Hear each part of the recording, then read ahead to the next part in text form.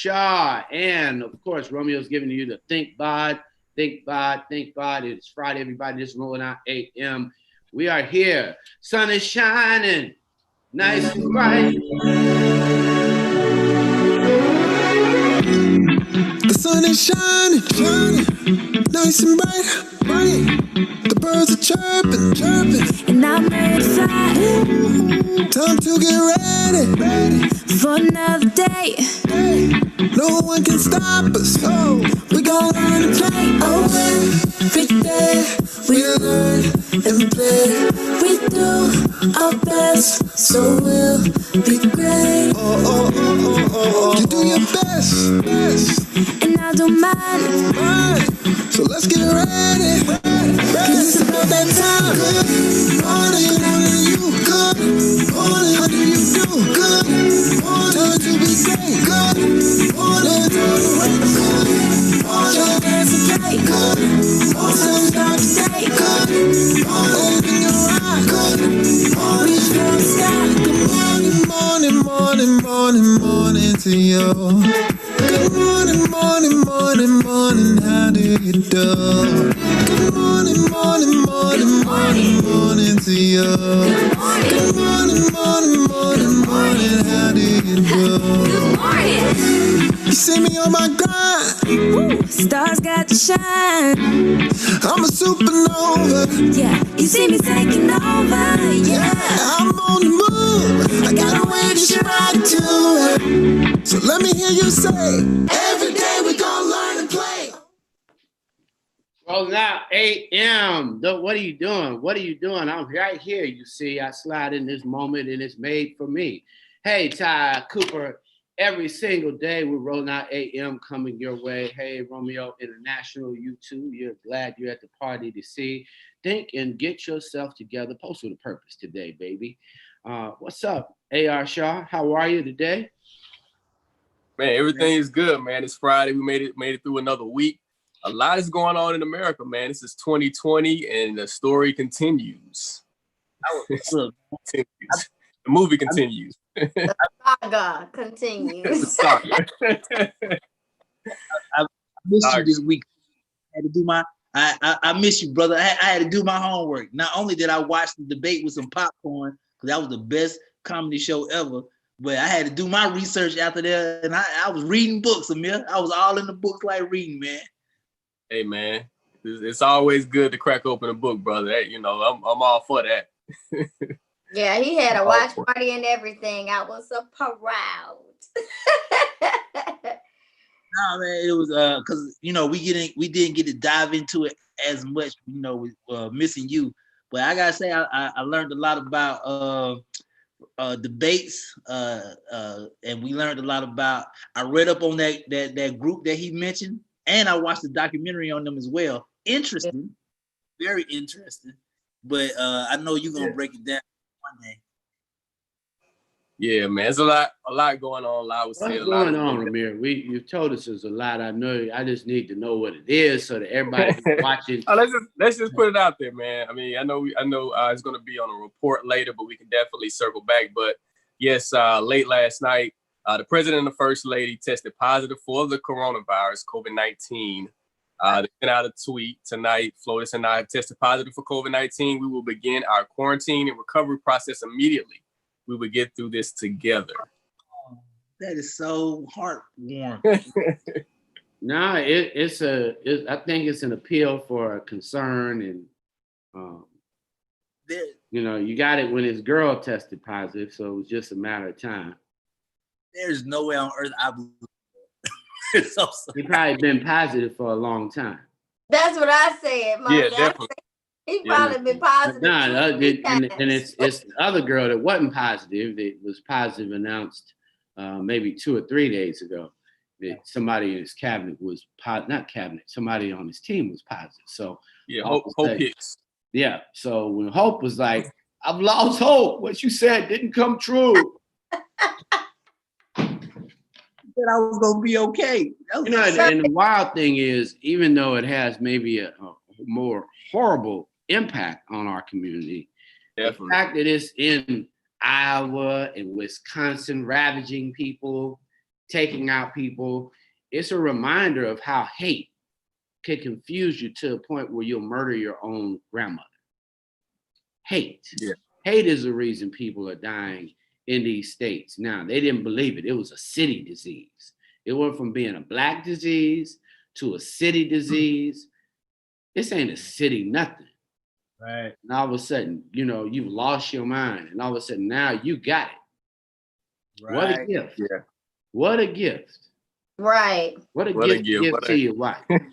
What a gift. To give Yeah, to we're about to your go neighbor. ham today, y'all, on this Friday. So if you don't have your watch party on Rolling Out Facebook Live, please, because we about y'all hear it's bubbling up. It's It's about to be a bubbling really up. good show. It's bubbling up, Ty. It's Must have bubbling up, singing. you Ty. It's bubbling up. Y'all about to have some real issues this morning. Well, we appreciate everybody. Iris Baker, you done jumped in already. Hey, Iris. What's happening, Iris Baker? Why did he give it to his wife?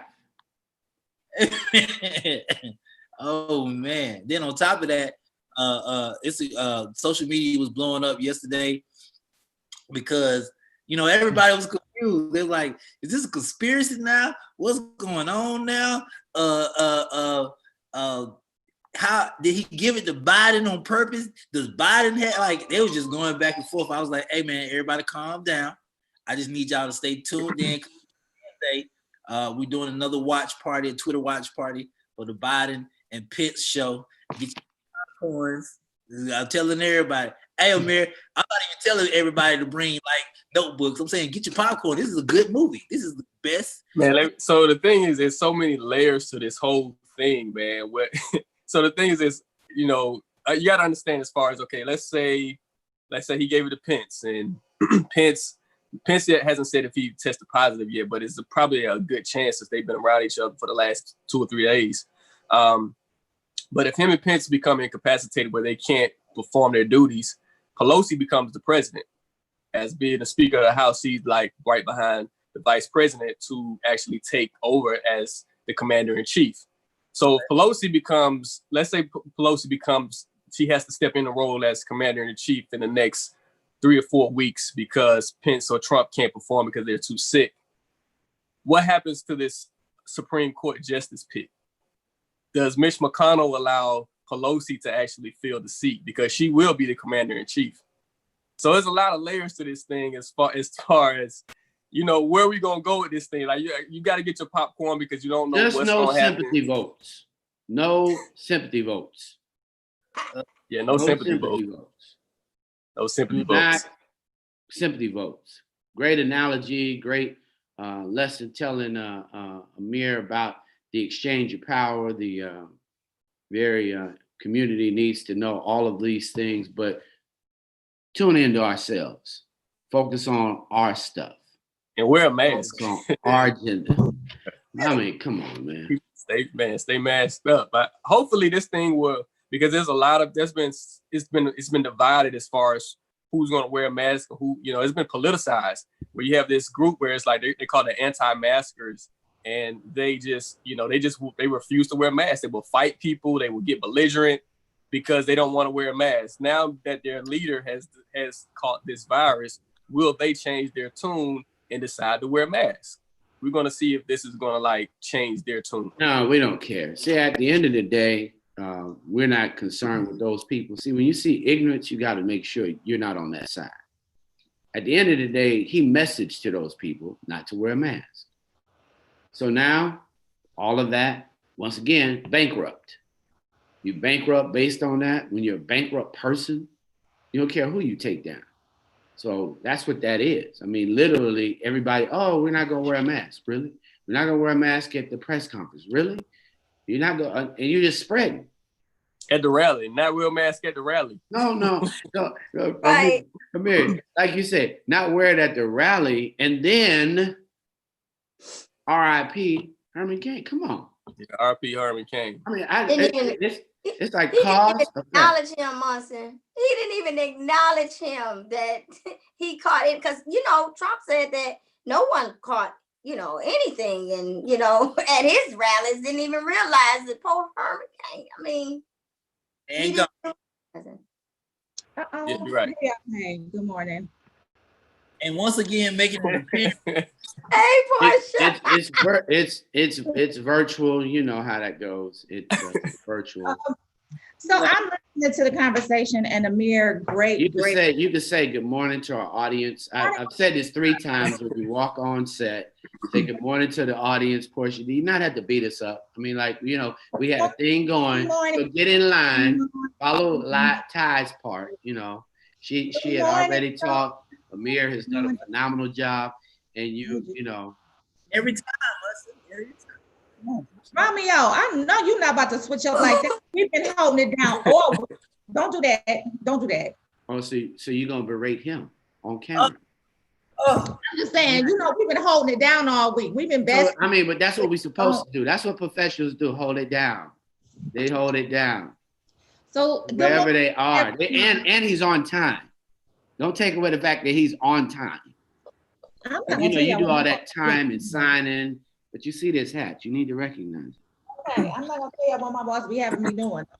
Oh Lord, y'all stop. Good morning. Amir, definitely missed you. Ty, good seeing you again. I saw you the other day, Romeo. We see you. No, but great points, everyone. I'm more on the spectrum of I don't believe it. Like, I just don't. I think it's the ruse. I think he is doing overlay for the underplay. I think he is trying to get out of another debate without having to say, I'm not doing a debate. I think he wants some sympathy votes. I said that already. You can't borrow what I said. As much as that. And we know you want to come on and do the thing, but I don't believe him. Yeah, I don't believe him. It's a month away from the doggone election day. I don't believe him. Right. Well, at any rate, he takes all the air out of the room, spreads the coronavirus, and finally admits, after having it probably a month or 2, he's probably been asymptomatic for 6 months. Probably had it. Because you got all those people around you. It's not, and they have it. So it's, and you're not wearing a mask. You're not wearing a mask. You're not wearing a mask. I don't think it's like I think sometimes we can overthink things and say, okay, yeah. Now he is a person who does a lot to like falsify, like his entire thing is like a lie. But he's not gonna lie about this because there's so many things that can happen because of this. There's so many ripple effects with the market, and you got to watch out for security. Like right now, America is compromised because of this. So it can definitely damage a lot of things. Just with him having this virus, and if he gets sick from this virus, there can be some like there's even talk that if he's so sick, he may have to remove himself from the ballot. Like they may have to take him off the presidential ballot. Like, is that serious? So I don't think that this, like, he lies a lot, but I don't think he's lying about this. No, well, they lie because they can make this up for sure because they need a distraction after showing up so poorly. Like 73 million people saw you flunk. You flunked. You flunked. Like not only are you not smart, you flunked. You didn't even pass the test. Like, how do you fail a presidential debate test? Well, we just saw one, Romeo. And I know you're a better man than me, Romeo, because I can't watch this pea yellow hair and not get sick. Like, so I don't put him and food together. It's like watching Earl. Hey, Amir, I was drinking coffee. Wait a minute. What you saying, Monson? Pea yellow. Well, that's that hair color. I've seen that dye. It's supported by the GOP. Right. I got a question, Amir. Does this give him an out though? Does this give him an next debate? I think Americans have made up their minds. Like I think, I don't think the debate just changed anything. I think people who really wanted to vote for Biden, they're going to vote for Biden. And there's even Trump supporters who think that he won the debate because he was more aggressive. Yeah. So I just think that America is divided. I think that the people who, because they follow him, like it's almost like a cult following of Trump. Like they know he's really bad at what he does. And I don't know if this is gonna like sway the public in any form of fashion. He may get a few sympathy votes, and it may be people that's, they say, okay, you flunked at the coronavirus test and now you have it. Like all of these things, you telling people not to wear masks, and you just did this whole thing horribly wrong, and you get it. Like it's karma almost that. Yeah. But like, Amir, I agree with you. I feel like people that have always been his supporters, they're gonna stay his supporters. Like they be lying on Facebook, so if y'all seen it. Well, actually, it's the swing voter that has realized, you know what, the nation is worse off. I mean, when you talk about states that went with him, pro-white, you got it wrong. You didn't get it right. Oh, the economy is going to be bad. Now, if you're a restaurant owner and you were so proud, now you don't have no restaurant. Yeah. Yep. Yep. I don't know. I still think I might be one of them conspiracy theorists, but I think it's a lie. And if he does staged portion. What'd you say? I said, you think he staged it? You think it's like listen, so I don't think that he never had it. Like, I don't think that he never not had it. I think that he had it, but I think he picked this time to say, oh, woe is me. I got the coronavirus. Y'all pray for me. We gonna get through this together. Like, maybe Brother Bird will grill him something up, like throw him on the grill. Our HBCU, what's happening, everybody? Let's welcome our guest. What's happening, Brother Bird? Good morning. How is everyone today? Good morning. Good morning. I was good until I saw that Baltimore Ravens behind you, man. I was good. Talk about our guest, Romeo. That's right. And everything you need to talk about is in the chat. How'd you pick up that habit? Why don't you introduce yourself to our audience here? Brother Bird, welcome to Rolling Out AM. We're so proud that you joined us this morning. Thank you. Again, my name is Tavell Bird, and I'm glad to be here, sir. Howard Hughes. So you got a vice president on the ticket. That is correct, sir. Great. How'd you start becoming a grill master? What is a grill master? There we go. Being as someone who actually takes time to hone their skills in the craft and, study the craft and just keep on practicing, to be honest with you. Growing up in a family who loves to cook, even when I was a little kid, like starting in middle school, everybody loved to cook. So it was competition in the kitchen. My dedicated space was outside. So started grilling outside in middle school, took that to high school. By the time I got to college, meeting people from all over the world, up and down the East Coast, down South, the Caribbean, learning their flavor profile and just taking it from there. Hey. So let's talk about, I guess, like how do you, when you think about HBCUs and you think about, homecoming and everybody coming together for the tailgate, what's like the best ways to, I guess, prepare when you tailgating at an HBCU homecoming or a game? I think the best way is to just go ahead and select a quality meat, whether it be a prime or a choice meat. If you have a barbecue trailer or if you have a nice pit, get there early, set up early, season your meat, and take your time smoking the meat or grilling the meat or however you want to prepare it. It's all a family atmosphere, to be honest with you, so everybody should get along together and enjoy everything.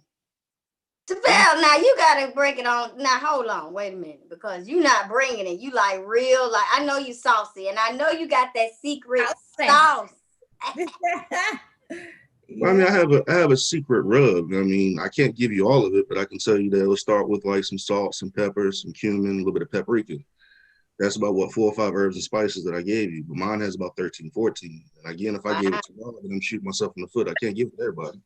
Hey, all right, well, us. Give it to us. You can give it to us. What is it? What does it consist of? I mean, are you selling it? I compete with it, and I do sell some dishes to some family and friends, and ship some things. So yeah, I can't give it away.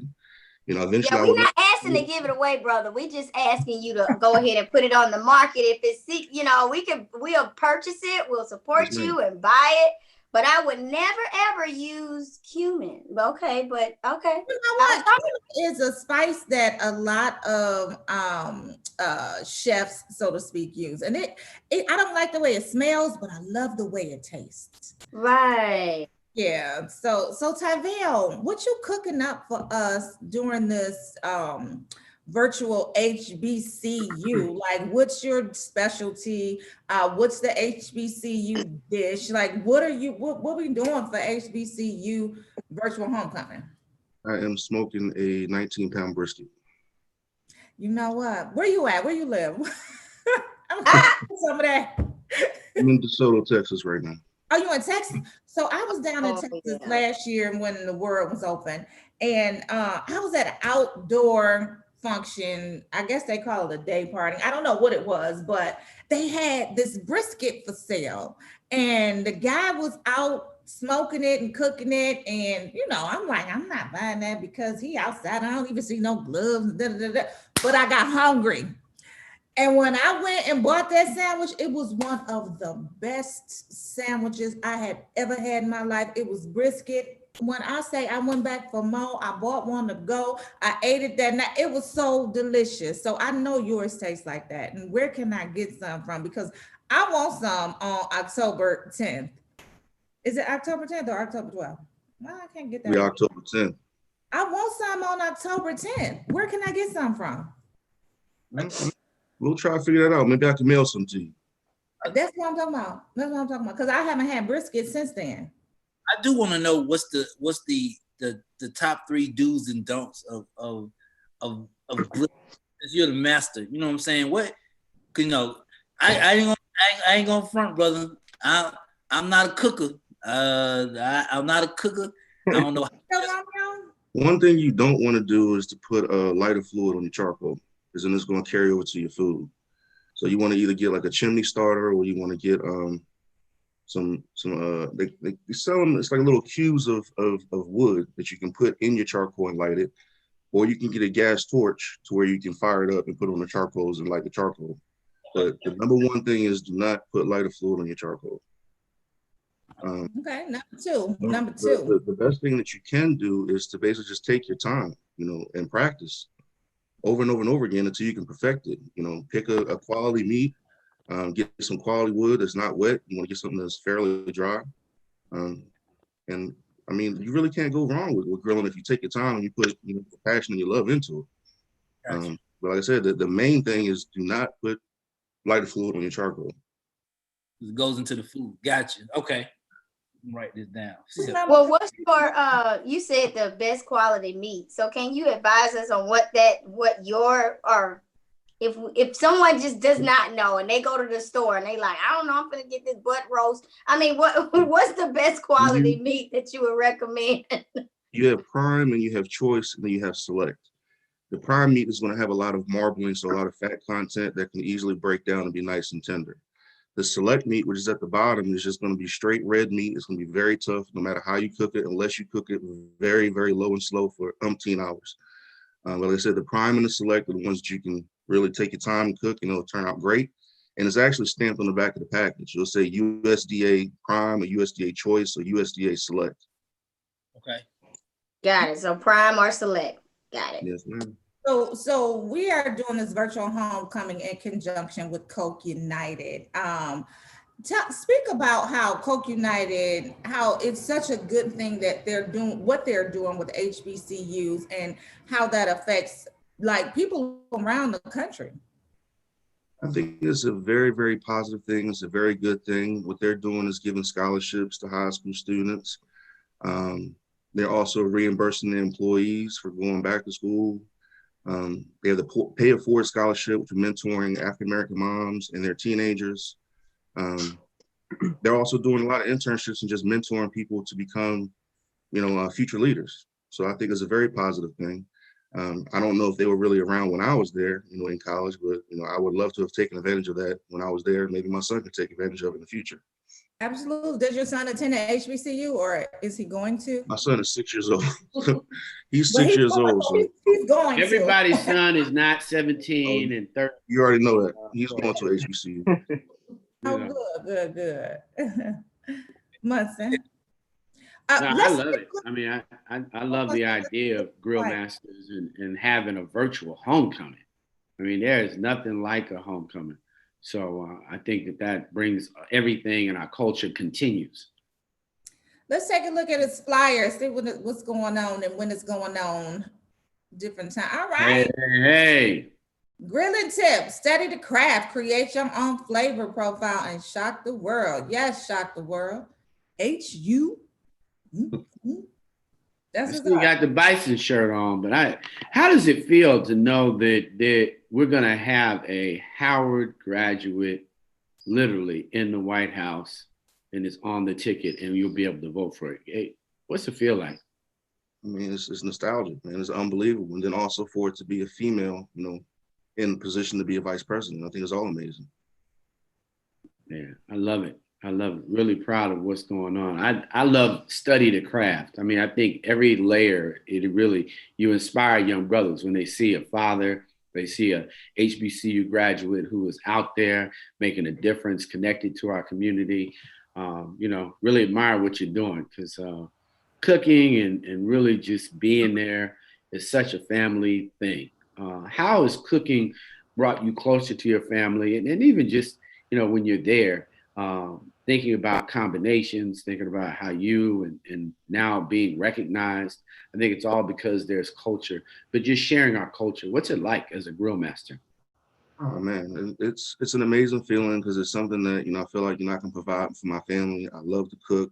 I cook on the grill at least 2 to 3 times a week, if not more. Anytime that there's a major game, basketball, baseball, football, soccer, boxing, UFC, the grill is fired up. The grill is fired up at least 3 times this week already, and I'm gonna do it again for that team back there. So, it's just an amazing feeling, and I know my wife appreciates it. So, and then my family back home appreciates it because they always are like, "Oh man, can you send me this? Can you send me that?" I'm like, I do what I can. I think So when they come to your house, they're looking for the grill. They like, oh man, you don't have the grill fired up. They already know. They come here. The first thing they request is brisket. So, yes. Okay, that's my family does come down. When they come down here, they're actually asking to take a brisket home and play with them. So, You got some fans on Facebook. Somebody said the brisket is bomb.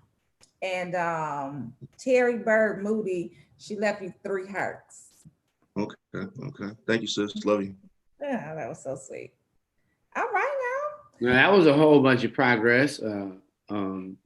Great example. I mean, our community is so strong. I'm really loving the culture in this moment of virtual. But what's it been like being a virtual grill master right now? How is that going? How do you ship the brisket now? And we're not all moving. So how has that altered your feeling?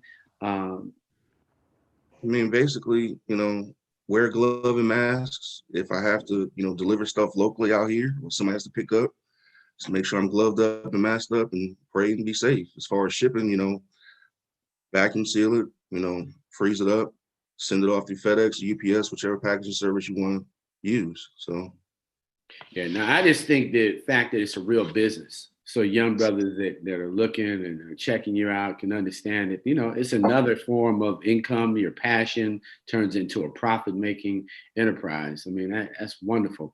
Did you ever think it'd get to that point? It has been a dream of mine for a long time. Like I said, I started cooking and grilling when I was in middle school. So, all of us in my entire family, we all love to cook. So eventually it was like, well, maybe we should just open up a family business to where you can be on the pit and I can be in the kitchen making sides and I can do this and seafood. And that sounds like a plan. Yes. It does. No, it's a real plan. I think when you plan a meal, how important is prepping that grill? Like for this Coke, the United sponsored virtual tour, how important is prepping going to be to what you're doing? I mean, if you look in the picture of the flyer, that's a trailer pit. That pit will take at least an hour, hour and a half to get up to the temperature that I want to actually smoke, because I want to start smoking no less than 225 degrees.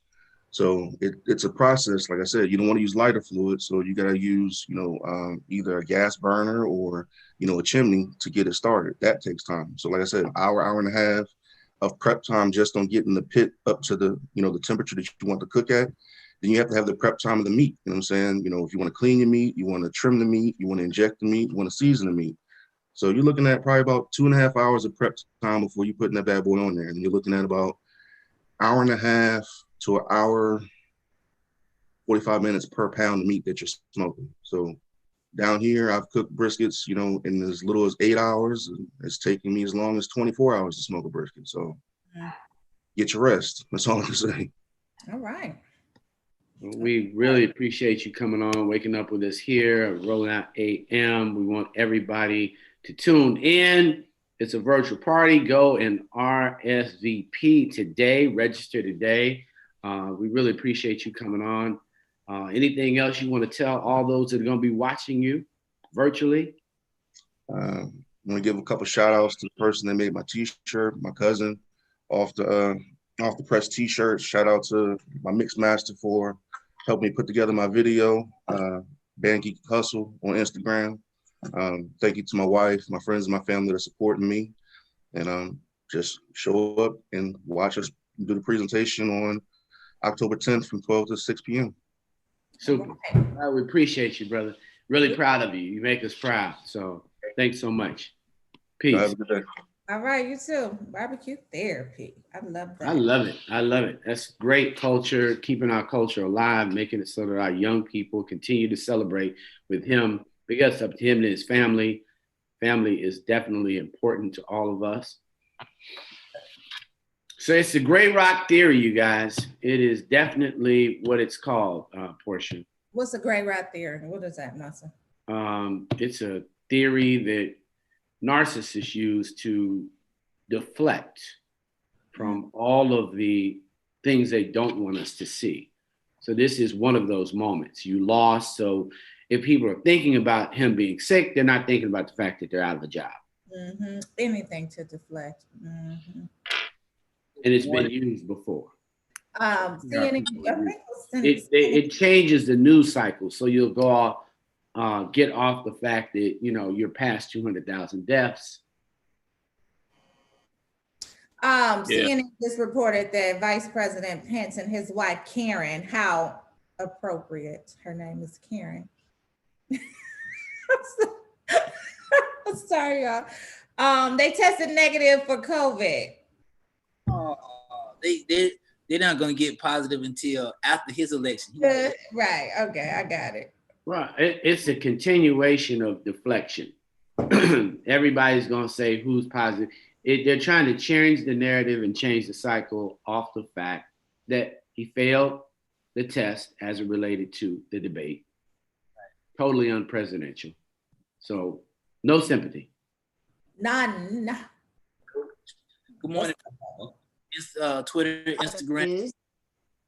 I'm looking for my stuff, y'all. So happy Ty. People talking about something. Oh, I'm so happy Ty and AR is back.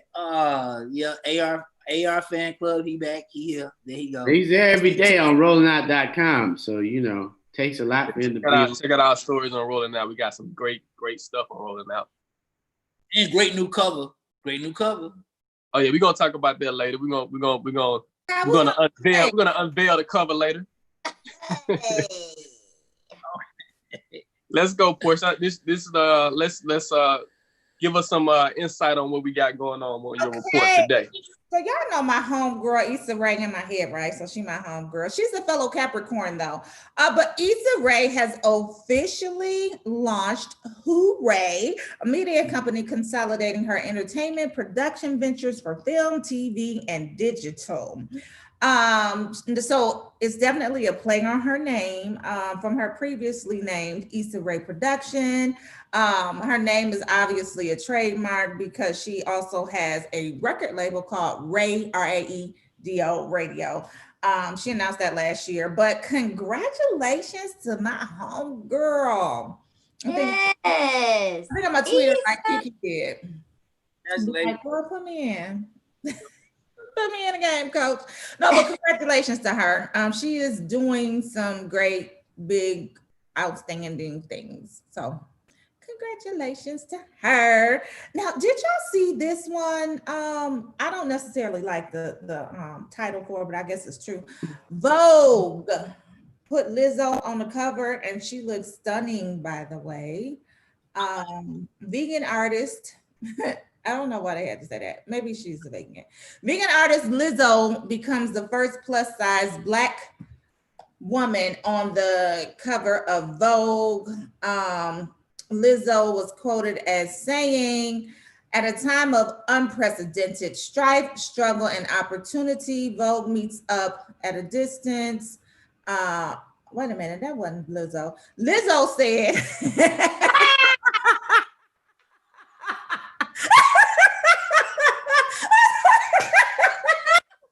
sorry, y'all. That wasn't Lizzo. That was not Lizzo. Lizzo said, she said, I'm the first big Black woman on the cover of Vogue magazine, the first Black. Anything feels overdue, but our time has come. To all my Black girls, if someone like you hasn't done it yet, be the first. So congratulations to her. She had on a red Valentino dress on that cover. She looks beautiful. I really do think that she looks beautiful. I'm happy that she's very confident about who she is, and it shows. So she's definitely an inspiration. But what you was about to say, Portia? You was like, I don't like the cover title. So you know, as a writer, people put things, they phrase things certain ways, and I'm like, why y'all had to say that? Like it was an oxymoron or something. Vegan artist Lizzo on the cover of Vogue. Like, okay, talented artist, beautiful person, confident woman, inspirational. You know what I'm saying? Like she's all of that. She's not just yeah. And then inside they could have talked more about her being the first. I see what you're saying. Yeah. I mean, I agree because, but you know what? Why highlight that? Right. And I feel like, you know, I think Monson said this a while ago, but he was like, okay, we talk about the first on covers, but how many other people it took to produce that cover, and how many of them are of color? Right. A lot. Go ahead. There you go. But was the photographer black? Was the photographer black? Was the writer black? Hype Williams wrote makeup art. So yeah, you're right. Like, who are the producers? Who got a check from this cover? That's what. Run the credits. Run Run it. Who got a check? Right, got a check. So shout out to her. But shout out to Lizzo. She does look beautiful, and I've seen some other images. Well, she looks beautiful. I love all my plus size women, and I love the way she supports and she pushes for y'all. She really pushes that narrative. So all my plus size, Romeo love you. If anybody love you, Romeo love you. All right, cue the music. Romeo loves you, baby. Okay. So anyway, congratulations to her. Like I said, she looks beautiful. I think she is a gorgeous woman. I do. Yeah, she intelligent, smart, inspirational, like all of that. Like put that on the cover, not vegan artist. I understand she's a vegan, but she's also intelligent, inspiring, beautiful, an amazing artist. Like she's all of that too. So yeah. Okay. So what else we got? We got Chadwick Boseman in his last role, Ma Rainey's Black Bottom.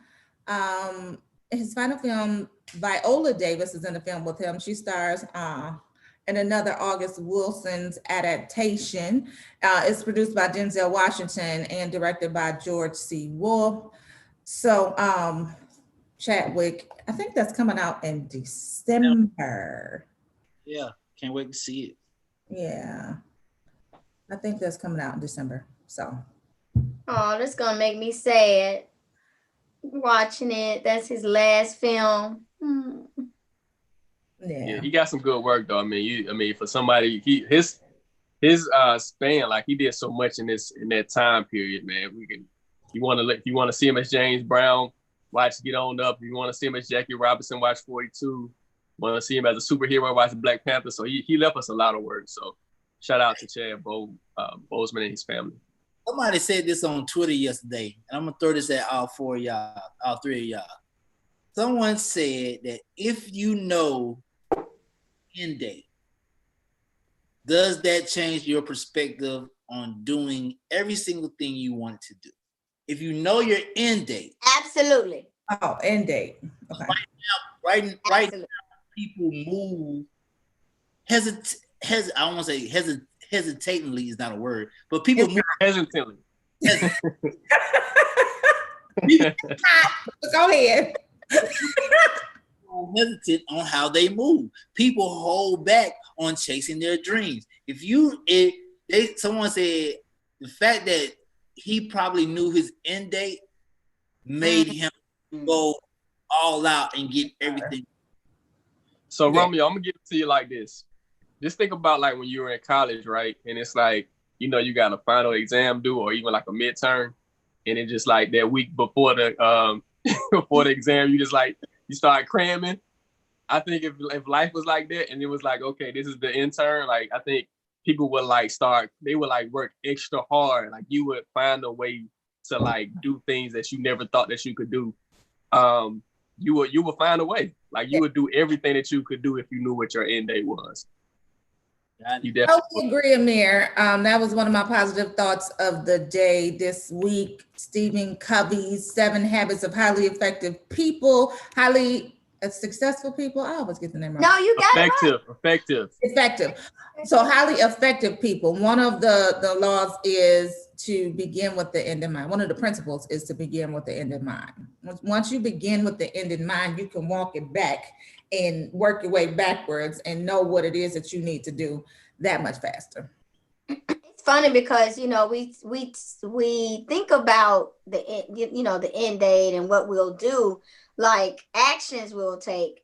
But my mind went somewhere else, and I was like, man, Ty, if you knew when your end date was, like, I would probably go WAP. Like, I would probably go shit like. Oh, okay. Because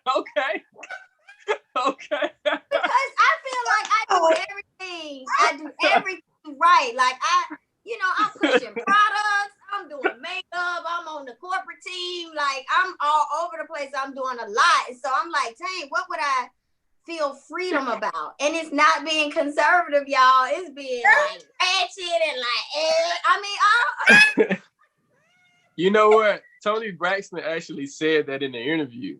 Like she was like, they asked her about, you know, like turning 50, and she was like, yeah, if I would have known what I know now, she was like, I don't want to like be disrespectful in any type of way to any woman, but she definitely said that she would be in them streets when she was younger. Like she said she would have had more sex and she would have just been out there more.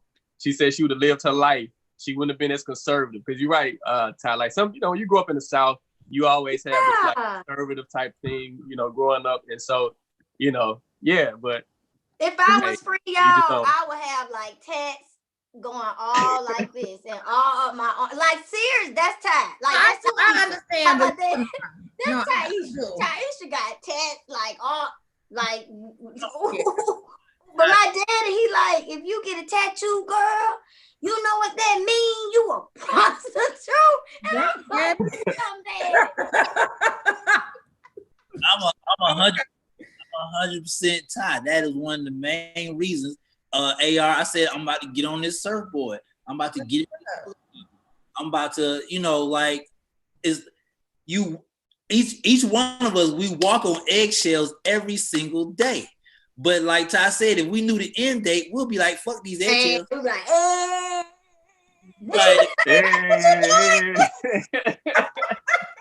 we'll be like, us folks out, you know what? I'm gonna cuss your ass today because I've been waiting. And don't wait no more. Just get it. Everything today. Everything today. Right, everything today. That's our word. Portia, that's our phrase. Do everything today. Everything today. That's the positive thought of the day. Do everything today. Everything today. Y'all got it. Amir, you got it. Romeo, you I got got it. it, man. I love it. So I did want to touch on that, but I will, if we got time later on in the show, about how some of these women, when they turn 50, they have this new sense of life, and Romeo, you agree? Yeah, Romeo knows. I'm like, we've seen this year that a lot of our entertainers have turned 50. They're celebrating. They have on, some have on clothes, some don't. Butt naked. So anyway, so I want to. Oh, okay. Yeah. Oh. Yep. So Taraji just turned 50, y'all, and this is what she felt like doing. This is what she felt like doing at 50. Like, I ain't mad at her. Do you? But it's like, hey, man.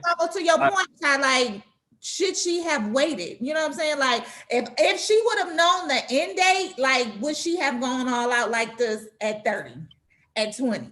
You know what I'm saying? So, well, I'm here for it.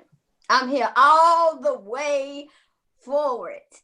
Now, I'm not 40 and I'm not 50, but I'm not gonna wait. Like, I'm gonna be careful. Look, I still got that in the back of my head. Like, Ty, be careful, but why? Like, Why?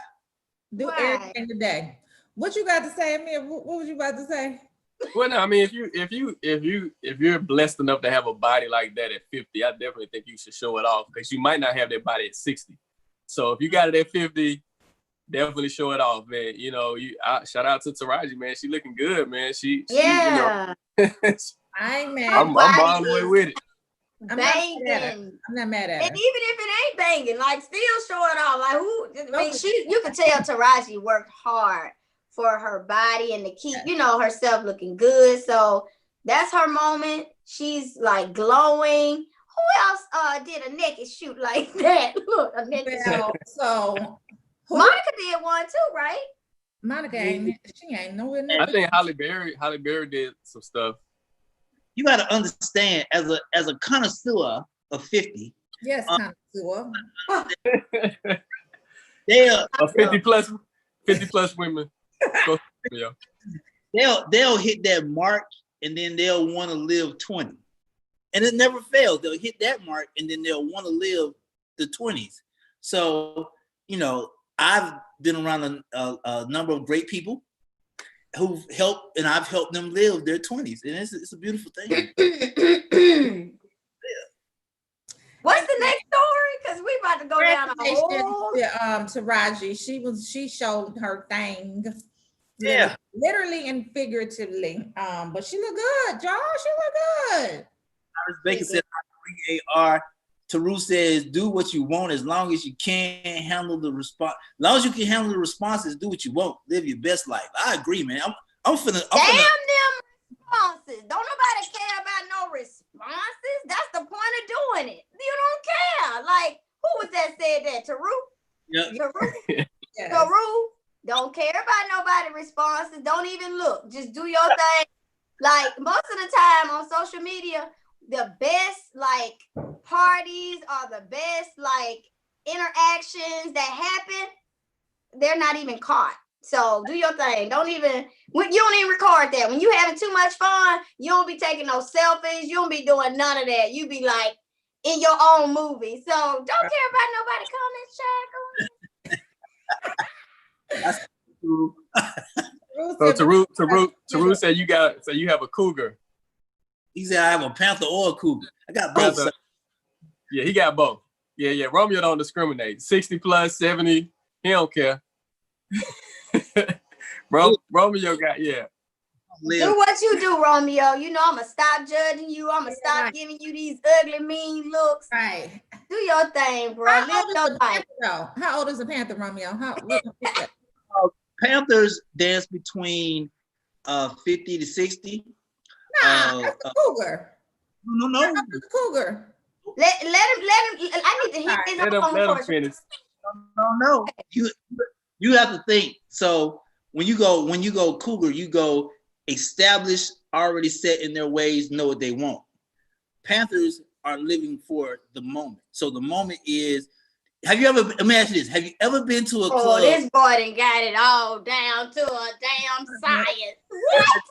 To a club and you seen a group of women or a group of dudes at the club, and you know for a fact this is not their club. Like it's a 21 and up club, but you see a group of certain group of people. Those are the parents. They're gonna do that. The Cougars though, the Cougars are gonna be like, I want to go out with you singular, and I'm telling y'all too much stuff. Hey, rolling out, man. No. Break it down. Right, because you still didn't tell Portia what the age bracket for each one was. We need to know. Yes.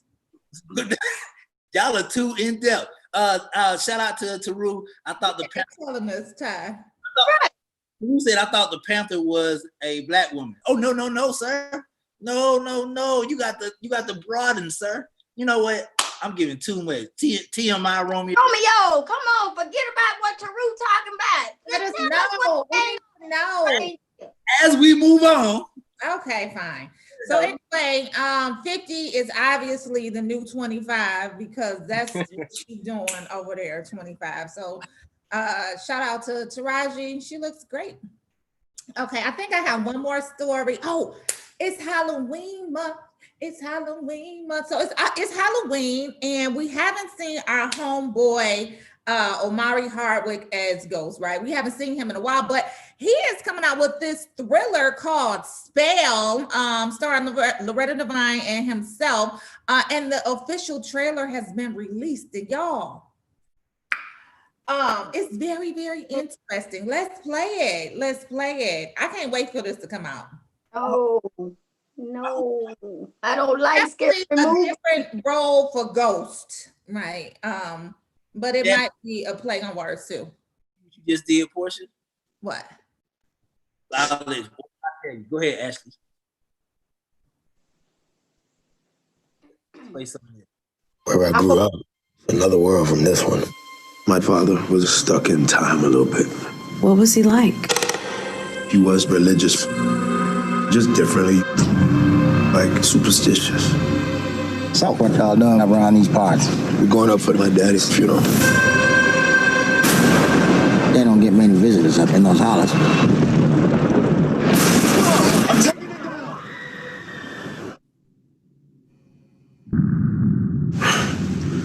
Where am I?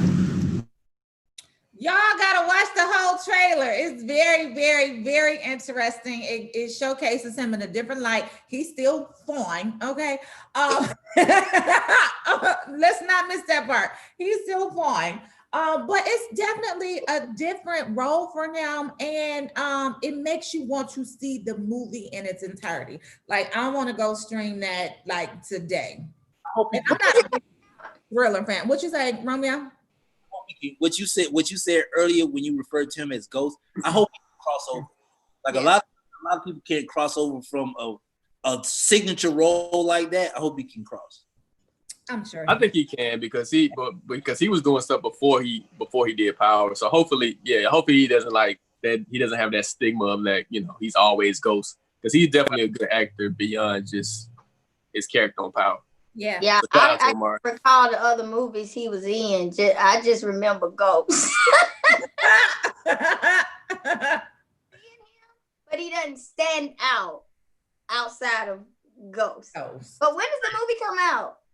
I have to check. I know it's sometime this month. I'm not exactly sure on the date, but I'll check. I can't wait for it to come out because y'all didn't get a chance to see Loretta Devine's character. Listen, baby, she's amazing in that movie. Like a lot of voodoo, ghost-ish type of stuff, Oh, I'm not watching that. It's good though, Ty. It's a movie. You gotta watch it. Look, I'm talking about living like it's my end day now. I ain't gonna watch that movie. You don't even want to watch the movie. Do everything today. Are y'all Halloween participants? I like to dress up.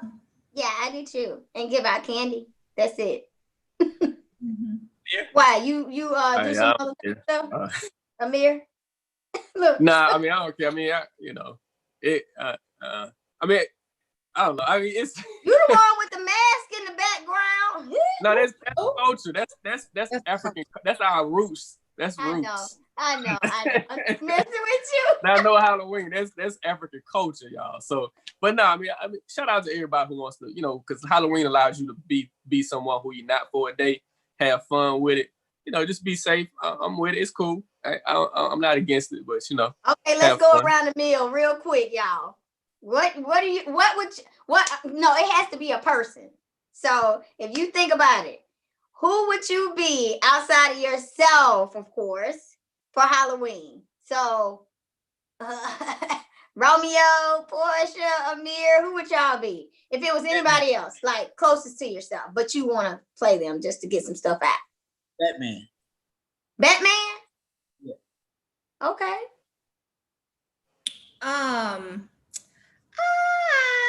I would probably be, so I have a couple of characters in my mind, right? So maybe Barbie, like maybe workout Barbie, because we was talking about my legs yesterday and I need to get my legs right. So maybe workout Barbie. Okay. I love that. What about you, Amir? I don't know. Do not put him on the spot, Ty. He wasn't expecting you to come to him. Yeah, I don't know. Amir, come on, pick some. Black Panther. Chadwick Boseman. Amir, like myself. I want to be myself. Right. I really do want to be myself. Can I be myself? Do that. I can't be myself. I don't know. I want to dress up as me. Bob Marley. I don't know. I don't like that. I like to be Bob Marley. I put my a knapsack on, walk around with a blunt or something. I don't know. Right. Oh, I love. Okay, Ty, what about you? Cardi B. Oh. Look at Romeo. Get your booty to the pose. Get your booty. Go straight Sukihana, but I'll do Cardi. If y'all was there to see Sukihana's interview for the RIDE conference, it was definitely enlightening. It was enlightening. Yeah. Them legs. Portia always talking about legs that we don't see, Taru. She's always talking about these legs. I'm working on them. Let me work on my legs. Because I told y'all I've been out the gym since COVID. Legs. I'm just saying. You're right. Ain't nobody been seeing any legs. They been seeing from here up. Like, hey, y'all. Right. One little leg out there. Y'all better get these shoulder action. Y'all see these shoulders. Okay, y'all. So let me wrap up my report before we got our next guest. Let's get into these birthdays. Birthdays. Look from your face. We got birthdays. All right, Ruby Rose, 23. Okay, she is pretty.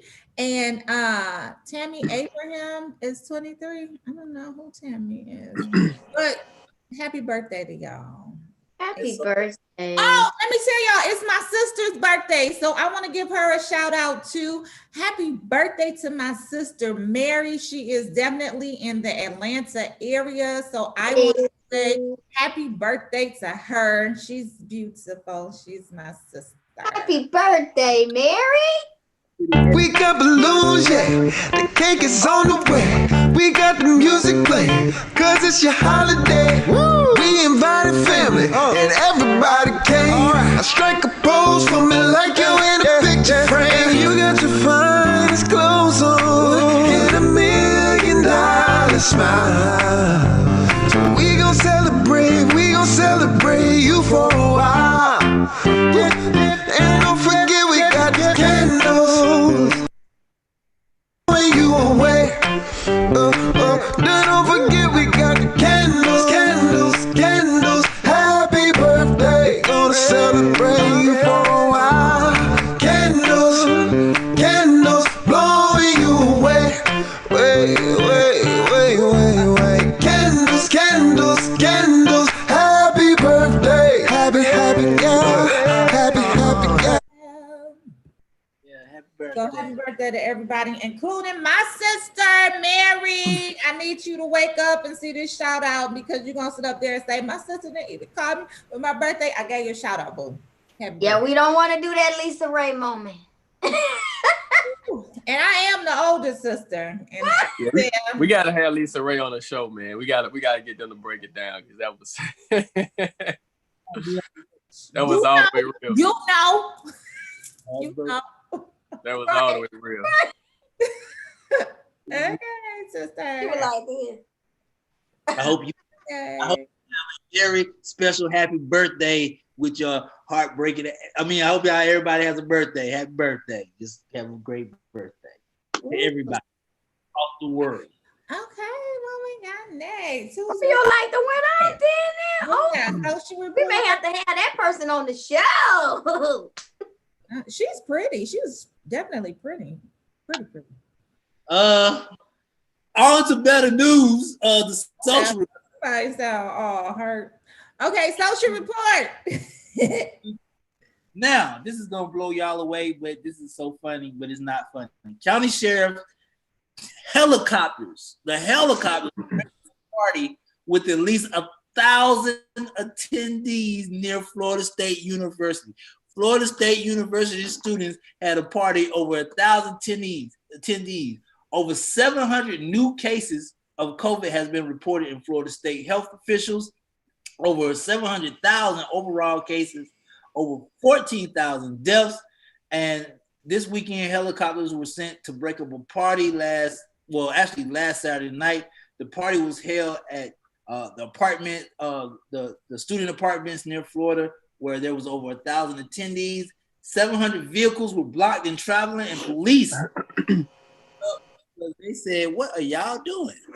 Maybe y'all don't know that y'all I think y'all third in the running for COVID, Florida. I think y'all third. I don't know who number one and number two. Y'all in the top 5. Come on, man. And y'all want to send students back to school. Come on, man. No words, just none, just dumb. Okay. Yeah. I don't know what school that is. I want to hide being from that Florida Bama area. I'm like, dang, but you know they reckless. They are reckless. They want to be on the beach. You know, they just reckless. They don't care. Florida different.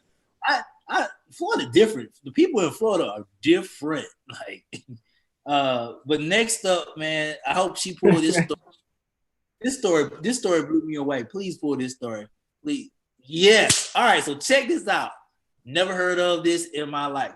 So the heir to Seagram's, the Seagram fortune, was sentenced to 81 for her role in a sex trafficking. The heir of Seagram's fortune was sentenced to 81 months in her role in a sex trafficking ring. Claire, and this is a female, Claire Bronzman, has been 81 months in prison. The U.S. District Judge Nicholas, I can't pronounce his name, handed down the sentence this past Wednesday. Several victims providing powerful testimonies. The judge repeatedly scolded Bronfman, helping self-improvement guru Keith Rayner. Now, Rayner is one of those people that you will see on YouTube telling you to go into the light, live light, and all this other stuff. I don't know if you've ever seen that. But they were turning women into sex slaves, some of which were branded with the initials of them, and pointed out that they were aware of the sex trafficking scheme and made an attempt to notify authorities. This is the heir to Seagrams. I want y'all to hear this. I'm the heir to Seagrams. I'm a billionaire, and I'm running a sex trafficking ring with a guru, and I am sex trafficking women. Yeah. And you a woman. It's the thing is, like, when you get into like these people who like just have like an abundance amount of money, they get like they be into some real crazy stuff. Like, when you go to LA, and they always say you go to LA, like, don't go to them house parties because you never know what's gonna go down in a house party in LA. You never know what's gonna happen to those houses in LA, those houses on the hill. So people who have money, they get into things where it's like they don't have no rules. They don't want to play by the rules, and they find different ways to I guess, excite themselves. She didn't really need the money, but I think it's all about control. It's all about power. I'm sure she had access to young women. She probably had access to wealthy men, and she probably was like the person who bought everything together. But you know, it's a weird place to be. Like, people have so much wealth where it's like they feel like they can do anything. They don't have any rules. It's a lot of weird stuff that happens. Let me throw She this. just needed something else to do, basically. I think so. Yeah. Portia, let me throw this dynamic at you. So she's a billionaire, and she's sex trafficking. She gets 81 months. But from down the street, he's sex trafficking. Oh, he getting the max. I was just thinking that too. I was like, 84, 81 months. Like, really? That's only like close to 7 years. So, and we know sex trafficking, that's out of their wheel. They're not, come on now. I'm like, right, y'all. And to Amir's point about them California parties, yeah, I made a mistake. I went to one of them parties in the hills one time. Of course, Romeo did. Yeah, What happened, Romeo? Look. me and Amir was in LA at the same time for a certain award show. I went to one event, and as I'm walking in, I've never seen this before, I swear to God. As you walk in and they ask you to put your phones in a private bag, there's a table. And I'm talking about this table has everything you can add. I mean, from pills to weed to coke to whatever. Like, it's a table, and there's a police officer standing by the table. And as I'm walking past, sir, do you want any treats? Treats? This ain't candy. What is this? So then, as you keep going in, I'm gonna tell y'all right now, don't ever go upstairs. Don't ever go downstairs. Stay on the main level. If you go upstairs or downstairs, oh, you in for some extracurricular activities. What happened, Romeo? What was going on? Upstairs, hold on. Nothing. Last on my report, Romeo, you been really evasive with us this morning. We Right. need to know the I ages for the understand. Panthers and the Cougars, and we need to know what's going on in these Hollywood parties. Amir, tell them what's going on in these Hollywood parties. I mean, you gotta understand, man. You have to understand, like, all right. So just think about what's happening with this Epstein guy. It's a million Epsteins out there. Just know that. Like, he ain't the only one that's like trafficking and like illegal stuff.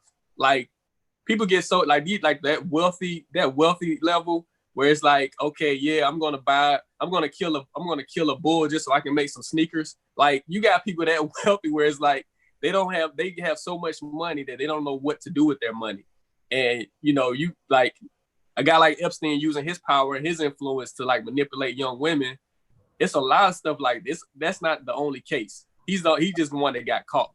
But you know, like, yeah, like those parties in Hollywood, like, you know, anything goes, man. It's, you know, it's a situation where it's like, that's why you can understand like why a lot of celebrities go crazy, because you see things that are so crazy that it can kind of like freak you out, and it can make you get on drugs because of the stuff you see in this once you get to that level. So it can be a crazy environment. I don't want to see that then.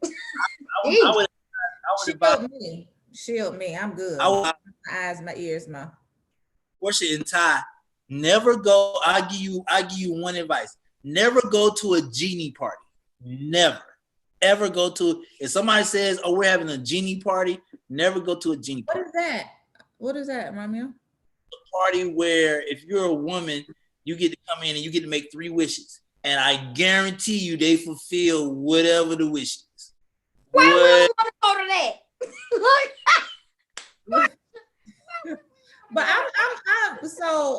I'm a literal person. So when you say 3 wishes, like what? Like sexual or whatever? So I could walk in and say, "Make me a billionaire," and they're gonna do it, or what? I'm talking about within reason. Yeah, within reason. But whatever you ask for comes with an attachment. I've been to a genie party before. It's crazy. I'm all set. Mm-mm. No, if it come with an attachment, then go ahead then. Jesus, Lord, God, I give don't me want no my blessing. obligations. I don't want to be obligated to nobody, nothing. I'm good. I'm Hey, off. we good. Mhm.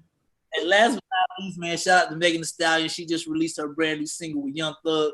And respect the Ty. Says Ty, me and Ty about to live our days like it's last. Shout out, Megan Thee Stallion just released Don't Stop. Make sure you go check it out. I could not play the song because Don't Stop is coming right after WAP. So you could just add WAP to Don't Stop and you'll get a drop. Okay, don't. Help Right. us. You know, it's slow, Romeo. Help us. What's Don't Stop? Is it an acronym? It's not an acronym, but the She song means don't stop. the song follows WAP very nicely. It does that. Okay. Don't We stop. gonna listen to it next. That's Oh yeah, shout out to 21 Savage and Metro Boomin. They dropped Savage Mode 2 last night, and they got Morgan Freeman. He's narrating the entire album. It's dope how they put it together, man. So shout out to 21 Savage, Metro Boomin. It's definitely a vibe. It's a trap vibe. Yeah, I did. We saw it earlier this week. We saw the narration, Romeo. Yeah. It was So he cool. narrating the entire album though. It's like it's wow. dope how they put it together. So yeah, it's cool project. Cool project. Let's get into this report. See what we got going on. What we got going on first. Shout out to Sukiana. She's definitely the cover woman of the week on Rolling Out. You can go on rollingout.com to check it out now. Check out her cover story where she's definitely opening about her sexual prowess. She's open about, you know, how she came up, being a teenage mom and pretty much using entertainment as a way to elevate her career. And it's just a dope cover story, man. Y'all should definitely check Sukiana out. She's unapologetic and she's confident in who she is. So shout out to Sukiana. Unapologetic is an understatement, because yes, she gonna tell it like a TIE is. And she don't care who in the room. You know what I know? Oh, hoes mad. But go ahead. What'd you say? What I know about her in reference to Rod, what you were saying is, and even when we talked to her before, every time she speaks, it's like she's at her end, like what Ty was saying earlier. Like she's at her end point where she doesn't care no more, right? Like this is me, and whoever like it, whoever don't, and like that's where she's at, and that freedom is a beautiful thing. It's a beautiful freedom to have. Yeah, it is, and you seldom find that. She definitely commands the attention in the room, so she does. You'd be like, Yeah, so definitely. What you just say? Oh, okay, that's what I thought you said. I was just trying to be clear. That's what I said. Is that what I said? Okay. So definitely check out the cover story. It's on rollingout.com. You can read it right now. So go to rollingout.com and check it out. Read it. It's definitely an interesting story. You'll definitely be entertained by what she has to say. Let's move on to the next one. Mm-hmm. Whatever's next. All right. So, you know, we continue to find more holes in this Breonna Taylor case. Yesterday, they actually discovered. So I want to kind of give you guys some, you know, the whole premise of the no-knock warrant was that the cops went to a judge and they said that Breonna Taylor was actually, they said that she was receiving packages at her home. And so that's how they got the judge to sign off on the no-knock warrant. But yesterday it was discovered that the postal service, the postmaster in that area told the police that she was not receiving any type of packages, that there was no type of activity happening in her home. The police officer lied. They actually lied to the judge to get this no-knock warrant. So with that being said, this entire thing was a lie. It was a crime and a lie. And so we got to, like, even with Daniel Cameron, he failed to put that in there. He knew this information. Daniel Cameron, who's a Kentucky attorney general, he knew this information. He withheld it from the grand jury. And, you know, it's so much corruption going on. So hopefully we want to make sure that Biden gets in. And once we elect Biden and Senator Harris, that they would use the FBI, use their tools at the FBI to actually get what's going on in this case and kind of uncover it, because at this point it's bigger than what's local. The FBI is the only thing that's going to like really hold these cops accountable, and Daniel Cameron. They all should be held accountable because it was a crime. So that came out yesterday that the officers did lie on to get that no-knock warrant. It was, so the entire thing was a crime before they even got to the house. So, I really gotta send my prayers to the family, because the thing that makes me sad is, and I'm thinking, if I was a family member, first of all, you're not about to run my daughter's name into the ground. You're not about to discount her. Now, you're not about to, like, it feels like they're not going to have a moment to grieve, because it's always going to be like right here. Yeah. That type of stuff would drive me mad. Like, yeah, they starting to go low and talk about her ex-boyfriend, how he was a drug, like what does that have to do with y'all going to the wrong home and killing the, I mean, like, yeah. Anything. That's sad. Cover up. Again, no words, just stupid. Like, throw Daniel Cameron under the jail. Like, he gonna see real soon that his friends that he think are friends, baby boy, they not gonna have no words for you at all. They not gonna help you. They gonna let you ride. They gonna let you take the fall for it, and you gonna be the one in jail looking up like, I thought I had some friends. You're gonna wait on it, because karma don't miss nobody. And so you got in bed with them. So guess what? You get what you get, don't have a fit. That part. Yeah, so like I said, hopefully we can once we change the administration, we can get Biden and his team at the Justice Department, because the current administration is not going to do anything. But if we get another administration in, the FBI can definitely go down and really uncover what's happening and hold some people accountable, because what this entire thing didn't have to happen, and it was all predicated on a lie. So Breonna Taylor was killed based on a lie. And Daniel Cameron misled the public with his information that he gave last week about the whole entire incident. So it should have definitely been said last week during his press conference. He didn't give that information to the grand jury, and so the cops got off. But you're right. We want to make sure that he gets his day. We want to make sure that he gets his day. It's coming. Karma don't never miss nobody. So it's coming. Like that. Yeah, it's coming. Let's go to this last one. It made me sad. Damn it. Shout out to California. Shout out to Governor Gavin Newsom.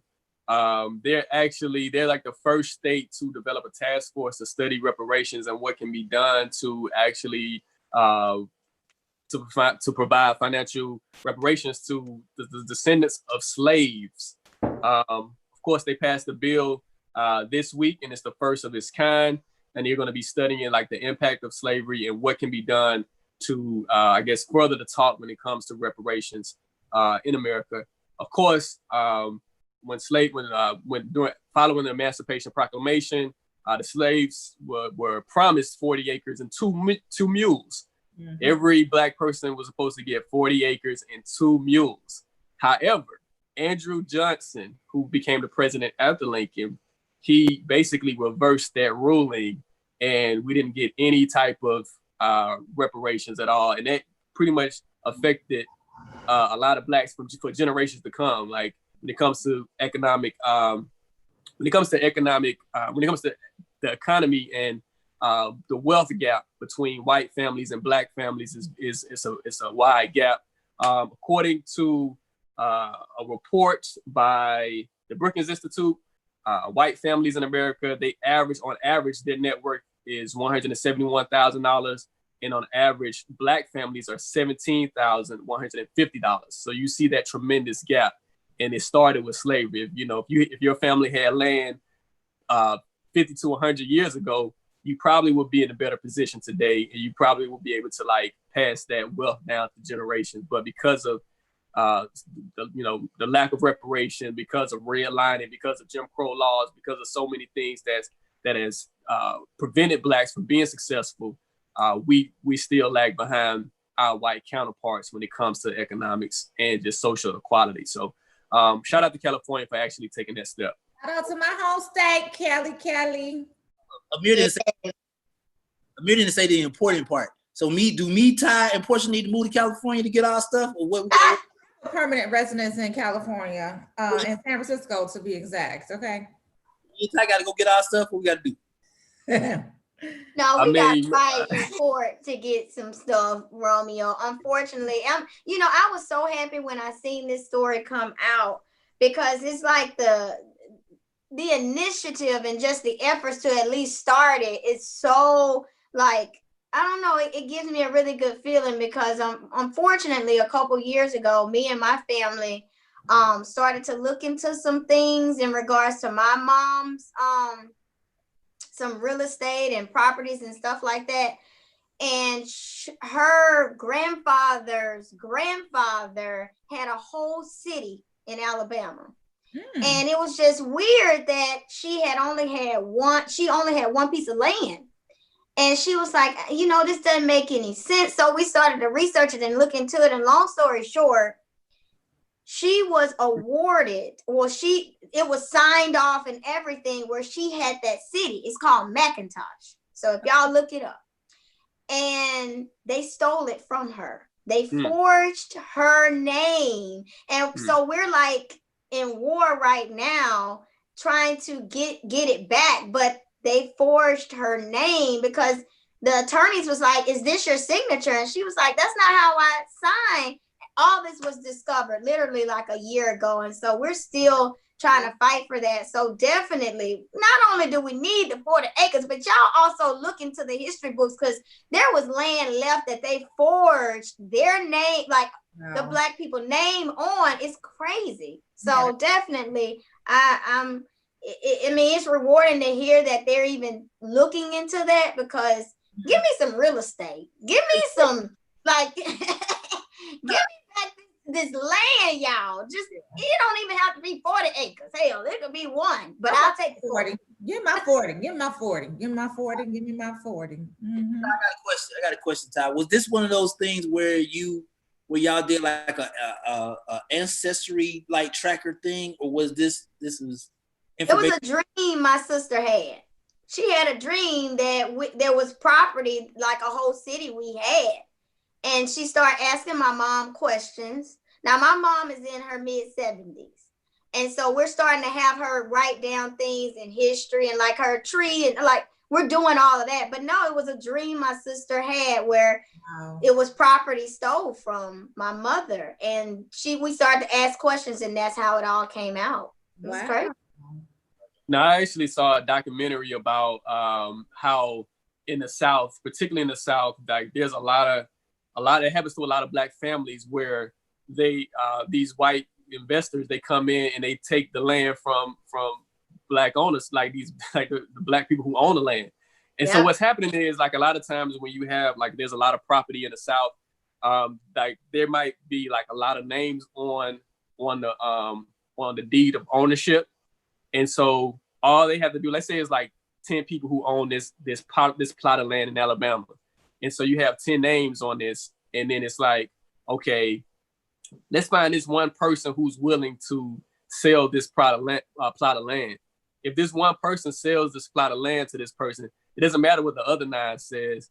They can actually find a way to get this land or steal this land, and in the documentary, it was just so crazy. This white real estate investor, he bought this plot of land from this Black family, and the old one, she was a grandmother, and she had a bunch of grandkids.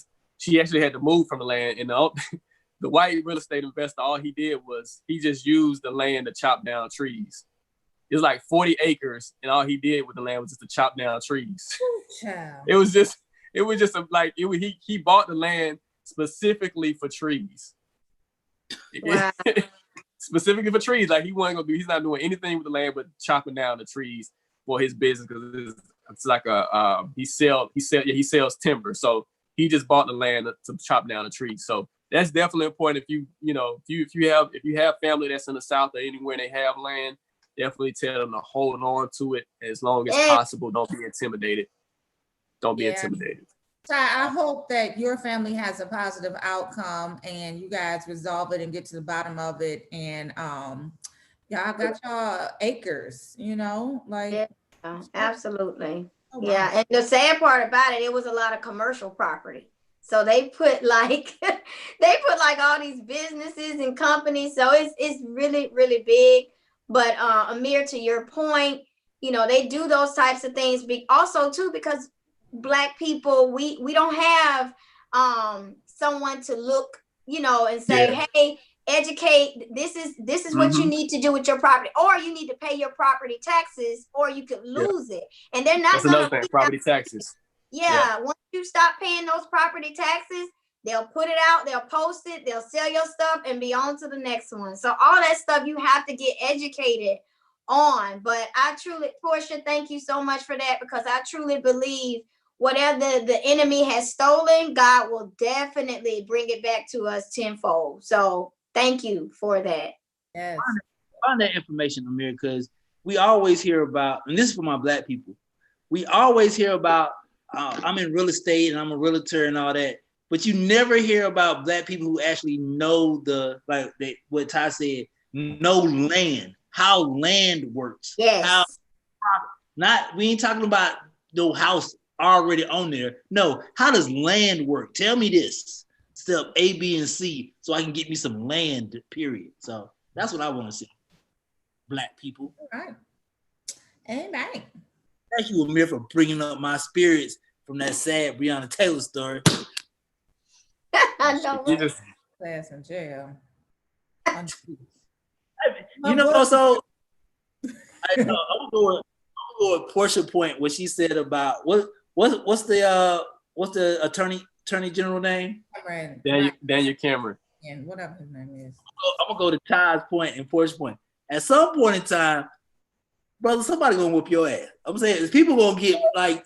He's definitely going to be the scapegoat. He's going to take the fall for it. He's going to jail for it. Y'all mark my words. He's going to jail for it. And all them friends that he's helping, they're not going to be nowhere to be found. Right. Go ahead. Do you? You heard him. Mark today. What's the day? You heard what Portia October said. 2nd is my sister's birthday. We're going to pull this clip again because she said what she said. Going down. Yes, he's going down. Let y'all know. All right. Call all your friends, and then you hear that doo doo doo. The number you have reached. Oh, hold on. Let me call Trump again. Doo doo doo. Right. Okay,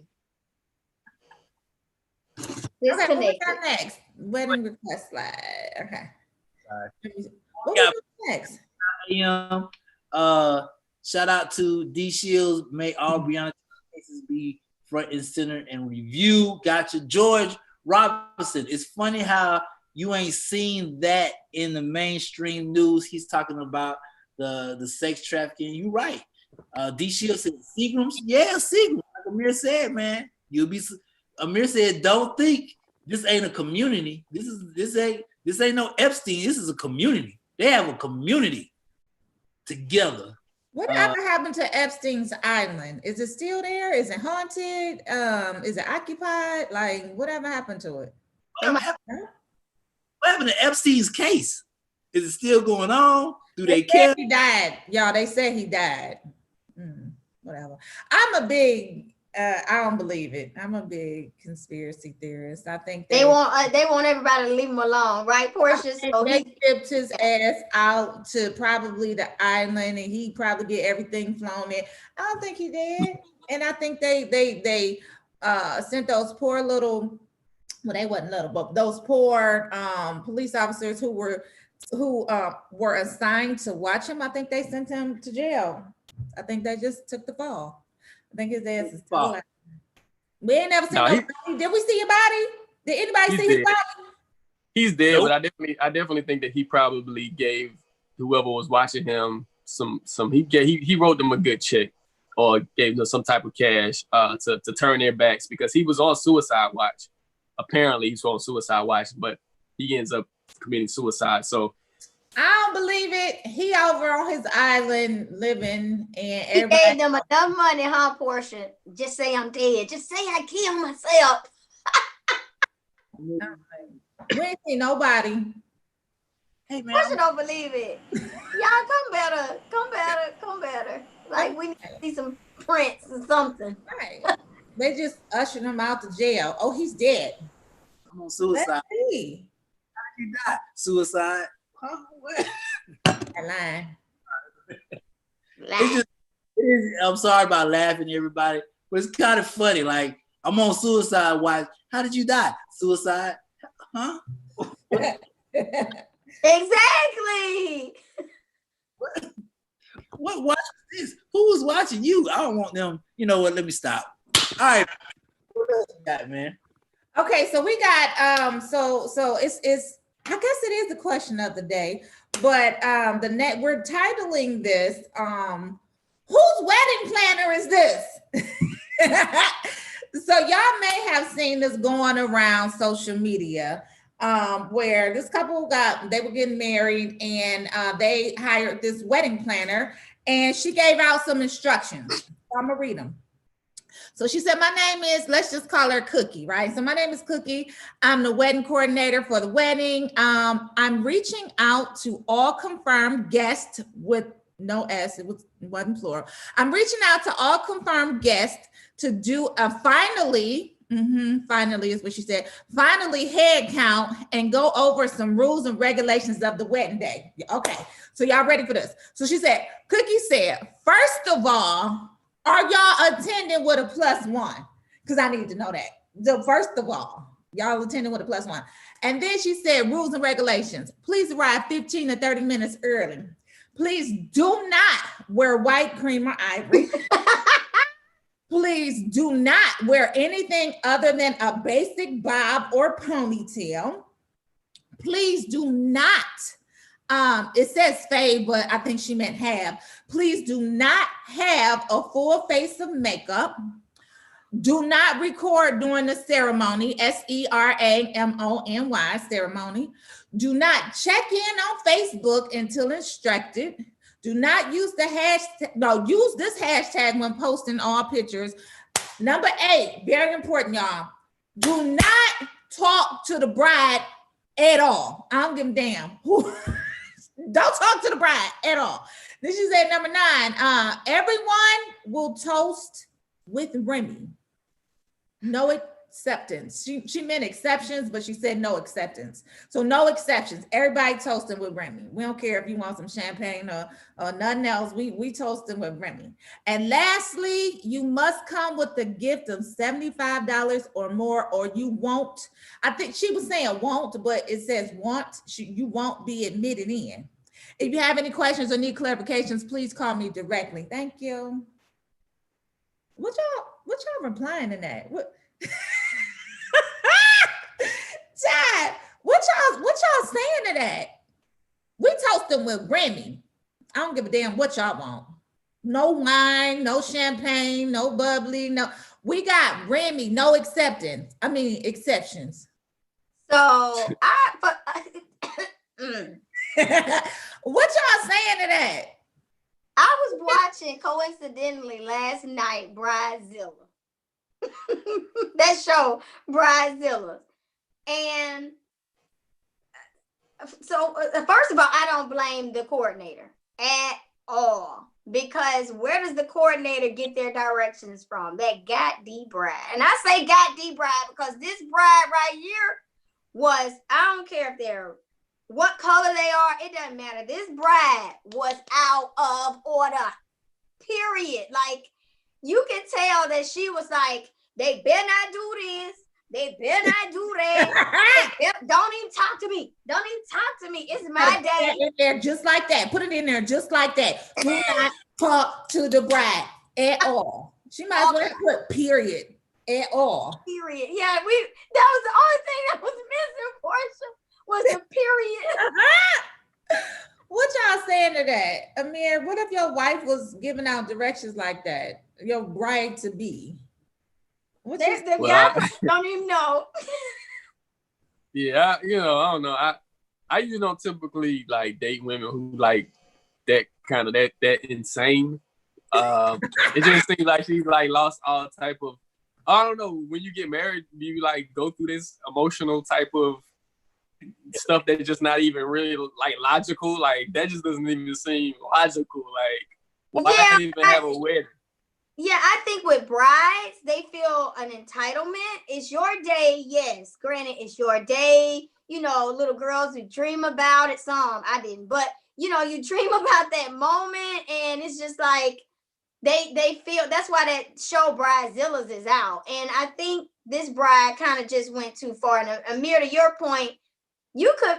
I've seen brides that are worse. Like it's like, come on, like what are you doing? But they take that opportunity to go ham on people and just, you know, it'd be a lot. She was doing too much, you know what I'm saying? Wait a minute. Tiana Jones on Facebook said, you can't say nothing. I'm scared. She said, stay home and watch the Facebook post. I ain't girl. Like for real. And Iris, I'm sure the bride agreed to it. She hired the wedding planner. She's taking instructions from the bride. The wedding planner is taking instructions from the bride. That bride is also trying to recoup her money by saying $75 or more. No, don't show up. Don't you show up with a gift that was less than $75, or you're not getting admitted. And I hope she got sponsored by Remy. Everybody toasting with Remy. Romeo, what you got to say about toasting with Remy?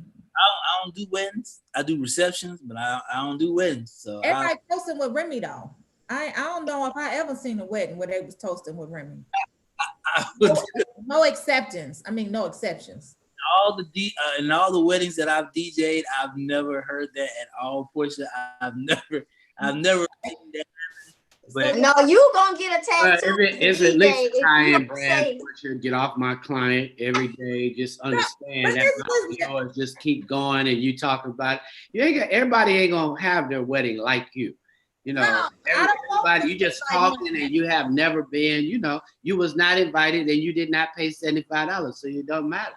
Okay, y'all. Okay, so you are not invited. Look, you were not invited. Not invited. Like what city was this wedding in, y'all? So, y'all guess the city. It's Florida. It's Florida. It's Florida. Florida coming for you. You see what I mean? Messy. Florida's crazy. Sorry.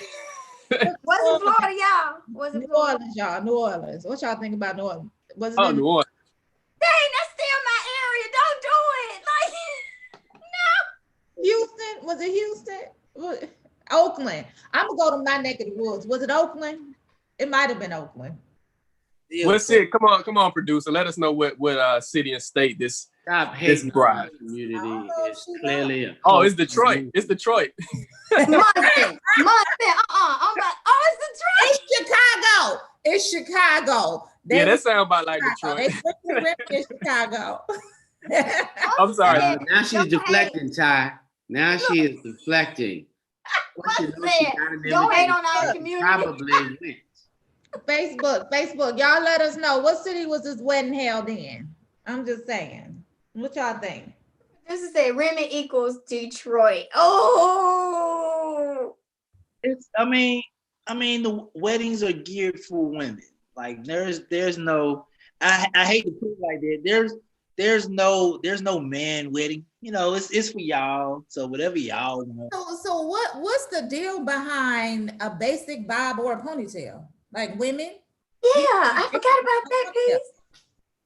I don't get it. Don't come extra. Cause she also said don't come looking better than me. Don't come looking better than the bride. Right. No full face makeup. She said, don't come beat the gods, cause I'm beating yo.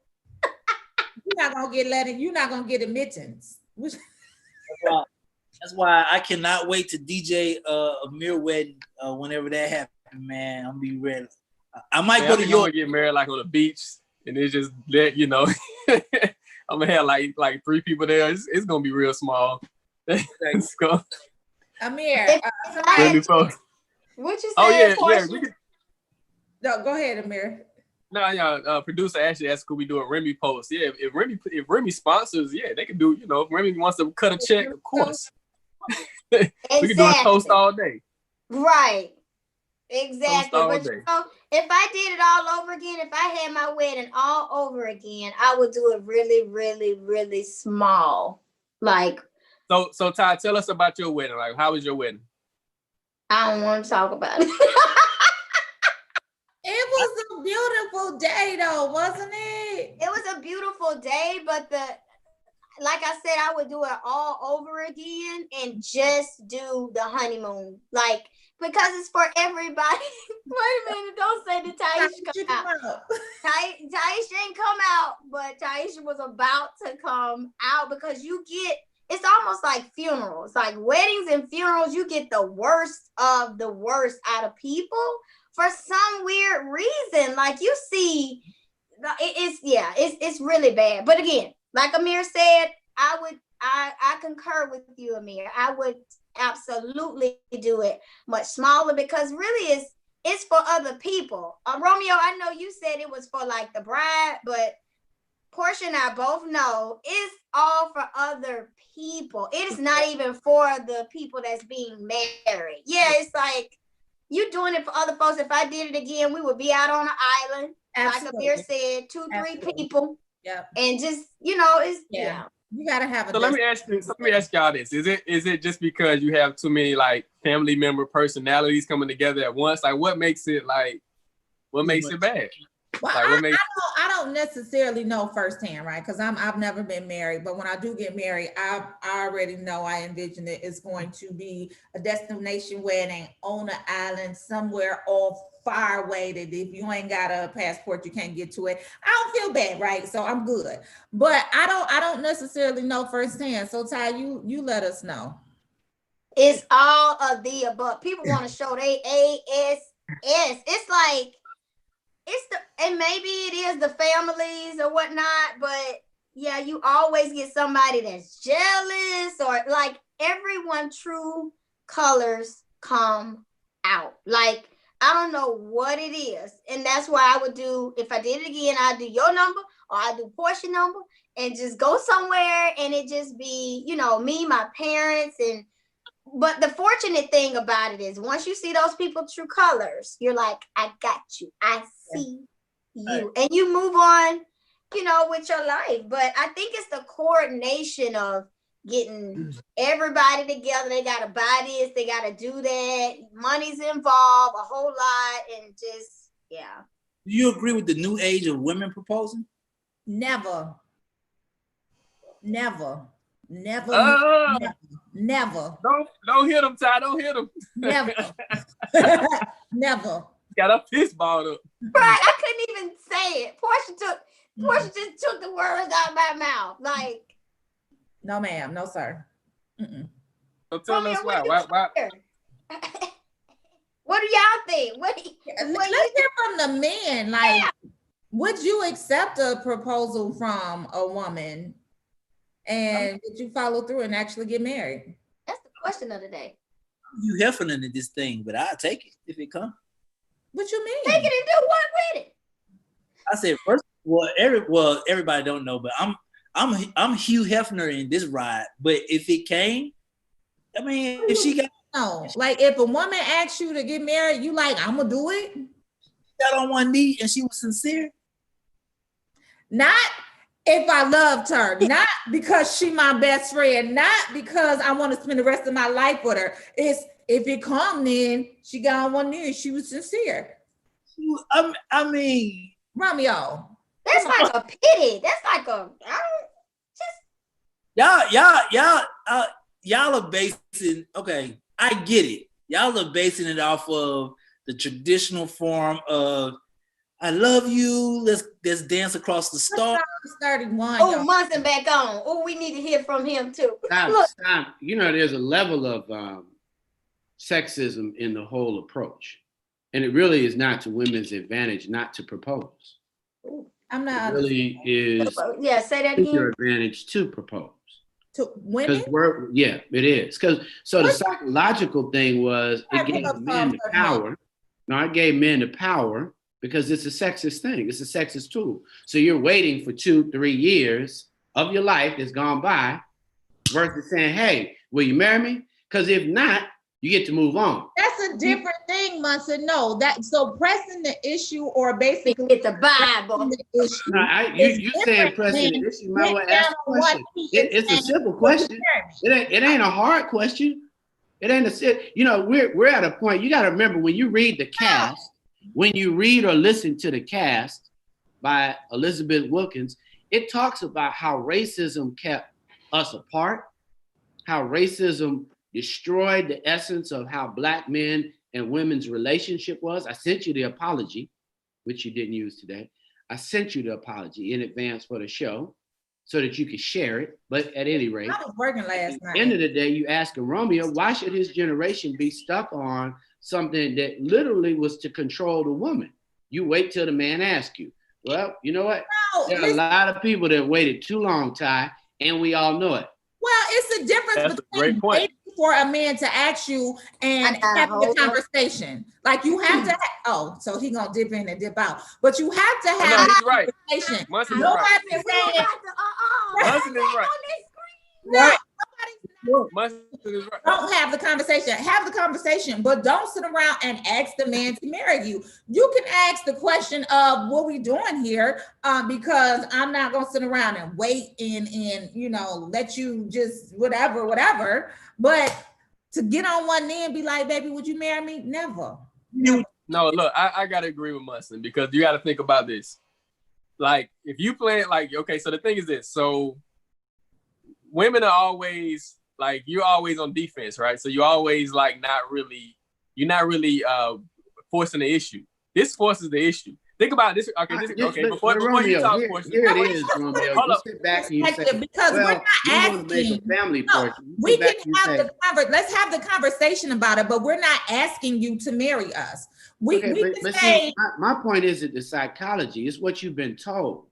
It's a psychology. If you ask me as a brother, you say, well, okay, there are lots of claims that women, particularly our community, if you do this, you're responsible for this. Like, just call it what it is. If you do this, we have to look at other ways instead of saying, oh, this system that has told us how to think was for us in the first place. I mean, literally, when you sit back and say, there's no reason why a sister say, you know what? I spent enough time, I'm gonna ask you, will you marry me? I'm not asking. But you don't have to, because you like to spend the time and you might want to spend 4-5 years. And then but at the same time, you're not spending 4-5 years. You address the situation. Of course, you need to stop. You're trying to defend. We're conceptually Nobody's trying to defend as a community. I'm not getting down on as a community one. As a community one. Let's just think about it. You say, well, you know what? Are you going to marry me? It creates a different narrative dialogue. Our entire community. If we begin to say, you know what? You cannot just baby up. I agree with the dialogue. But it's a new conversation if you say you just can't baby up. There has to be some expectation that we're beginning to set. So why can't women say that? Like I said, I agree with the dialogue. I just don't agree with the process of asking, will you marry me? No, let's have a conversation. I think it makes the truth come to the forefront. It's not something the dialogue, yes. It shouldn't be something I'm waiting and spending my time with. Nobody's waiting. It should be a forceful dialogue because it requires people to be honest. Portia, you just said it shouldn't take 12, 18 months for grown people to figure out.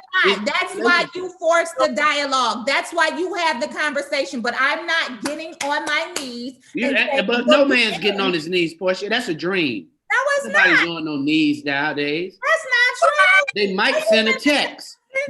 You might get an after text. People now do billboards. People do billboards, have whole video crews for that wedding. So, oh, wow. Portia, because the point that you made. Let me ask you this, Portia, because this is the point you just made. You, out of your mouth, just said, oh, they've been in this relationship for 5 to 7 years, and then all of a sudden the woman says, well, what are we? What do you mean, what are we? No. You have the conversation way before 5 to 7 years. Here's the thing. Hold on. So pick the go. Yo, you like, wait a minute, Monson. Let me finish my statement, Trump. Let me finish my statement. You just said they be in a relationship. The woman turns around and then she says, oh, what are we?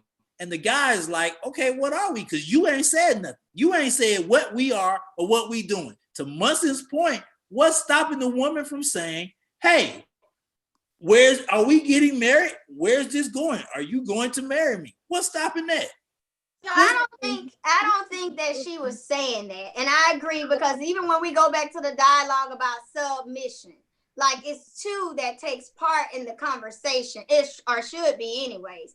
But I think Portia, and maybe we old school, maybe we going back to the Bible days, like I don't know, but I'm here for it, because at the end of the day, what she's saying is the woman should not ask. It's also a leading part in that too. So as the head, you know, we are also looking up, and we're the sub is there, right? Two together, but we're also wanting that guidance or that leading moment from that man to get down on one knee and say, I'm ready. If the woman not ready, she'll say she ain't ready.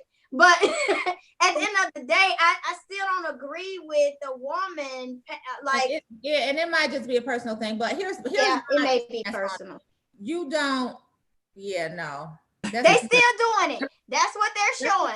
Wait a minute. The woman on one knee.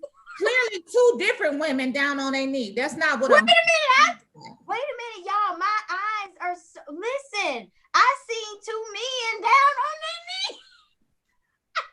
That's what you saw, Zai. Your mom was playing tricks on you. No, those were definitely two women. But no, you have the conversation. You have the conversation before you spend a lot of your years. A lot of times we don't understand, especially the younger that we are, that we're spending the most younger that we are. The most expensive thing is your time. It's not your money, it's your time. And so when you give somebody 2-3 years of your time without having a conversation, you're doing yourself a disservice. So I'm not saying that was my point. The conversation is null and void when it's words and you're past a year. Like it's like that's a you move on after that. You move on after that, but never will I ever get on my knees and say, would you marry me? And then after the years, do you want to marry that person? Shouting louder ain't gonna prove the point. I'm not shouting louder. I'm just saying after the years, do you want to marry that person anyway? Because they apparently didn't value you at first. No, they may have valued, but the conversation to me, and I'm just saying from a two-way standpoint, is it pushes the narrative. It pushes the narrative for you to be honest. I think we're saying the same thing in a different way. I'm just thinking in our community where you sit back and you say, wow, they were together 3 years and they broke up. Nah, they were broke up probably a year and a half ago. The flowers stopped 2 years. Don't spend your years. Don't spend your time. He was driving your car. He moved in with you. I mean, it's a lot of things when you talk about how it works. I mean, we've got. Marcia, have you always thought that way about this, or did you propose? Like, what was? Well, you know, I like being a romantic. If you read my book, read my book, there were no needs, because I think that need stuff is something that they made up in a fairy tale. But you know, The Love I Know, which is my book that you can find at blackbookstore.com. The Love I Know.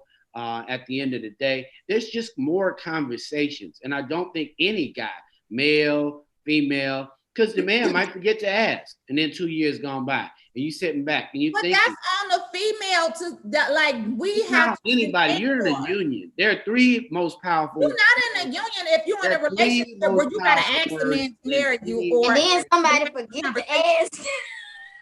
Three most powerful words in any relationship portion is what? I love you. No, we, our, and us. That's the only discussion. At the end of the day, that is the most powerful. So are you saying that you're not in a relationship if the conversation doesn't come up about going to the next level or getting married, no matter who brings it up? Where are we? Where are we? That's what he did. I know that it's very I agree with that. It is very difficult for you to conceive that we all might need to be approaching as a community all of this different. We can't even come out of COVID thinking that, you know what, we're the same Black people. We can't even come out of COVID thinking we're the same Black people. We shouldn't even have a narrative that is constructed based on what their values are. These aren't our values. Oh, we're going to jump the broom. No, we might want a new narrative. And the narrative could include changing all of how you discuss relationships. We've got to change the expectation. If Romeo wants to be a Hugh Hefner, the only thing Munson says, for every baby you make sure you have a relationship. Outside of that, I'm not getting ready to say, oh, well, no, a real relationship. That's everyday communication. That is part of the life. That is never wrong for anything as it relates to what they need, and paying. Where are we in terms of conversation? No, define where we are. No. We're coming out of a new narrative. Okay, so let me know what you got. We don't need to be talking about what they used to do. No, listen, no, I don't care what they used to do. The question was, would you do it? I'm not doing that. I'm not getting on one knee. But somebody asking you to having the conversation of where are we versus having the conversation of will you marry me? Screaming will not make what you're saying a fact. I know that. I know for everybody else that you debate, that's Amir, help her out so that she can get off of it. No, like hey Romeo, go to social. You got the social's blowing up. Go to social. It's blowing up. Yeah, it is going ham. Anyway, like I was saying, they're two separate conversations. Excuse me, we're going to social. That means don't over talk to social. You can't go to social. I got the power. Let's go to social. Oh, Denise. Oh, both of them. It's a bad one.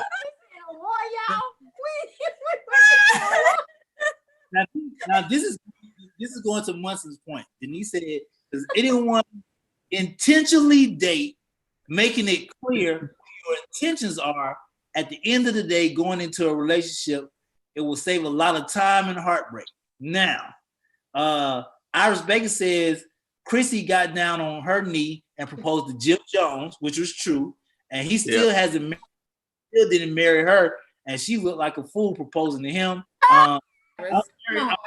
In life and going into a relationship, marriage got the end result to be great. And what I'm saying to Portia, Monique, is if you look at it from the standpoint what Munson said earlier, do you really want to be the person sitting here dating for 3 years and trying to figure out, or do you want to set your point and say, hey, are you gonna marry me? Are we getting married? So I think my point is being convoluted because Munson won't. No, ain't nobody convoluting your point. Don't say what we're doing. Just make your point. You ain't gonna talk about how we convoluting your point. Let me make my point. Okay. So my point is having a conversation of where are we or where do we stand versus will you marry me are two different conversations. No, like, one is very direct and clear. It clears out all the conversation. Have the conversation where you are.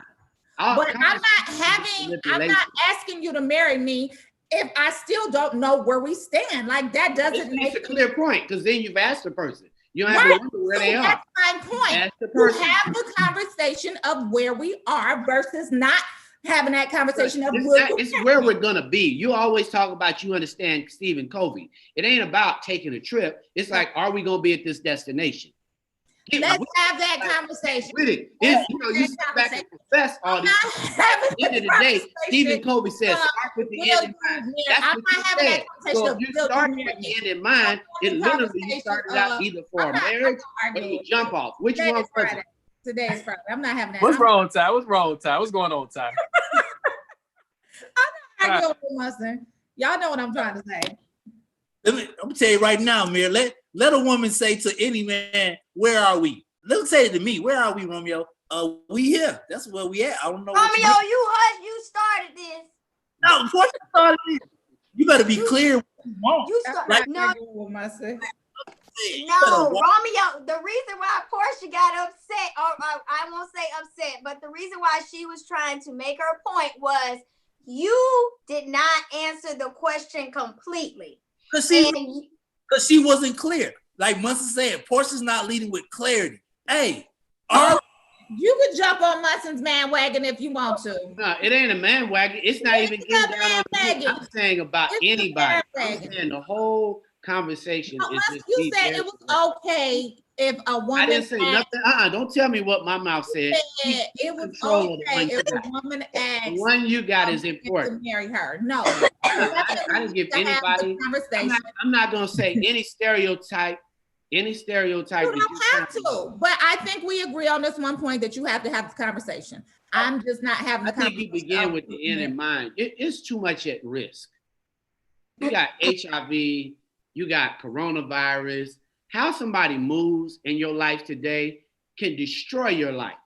This is you way past go in this era. Most people don't get it.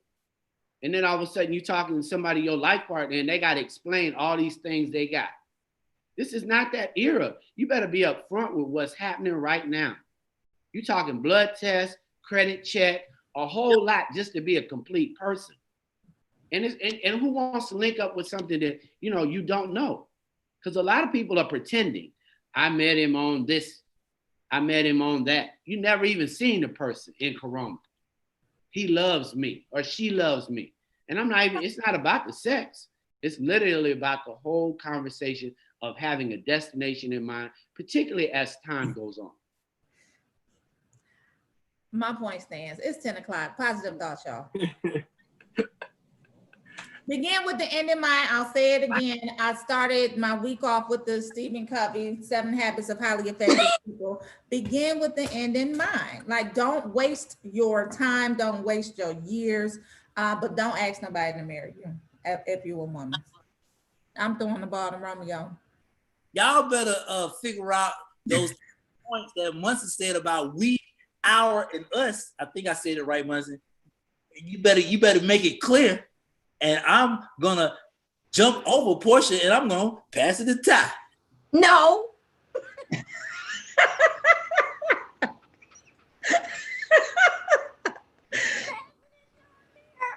My positive thought is Portia's. Bam.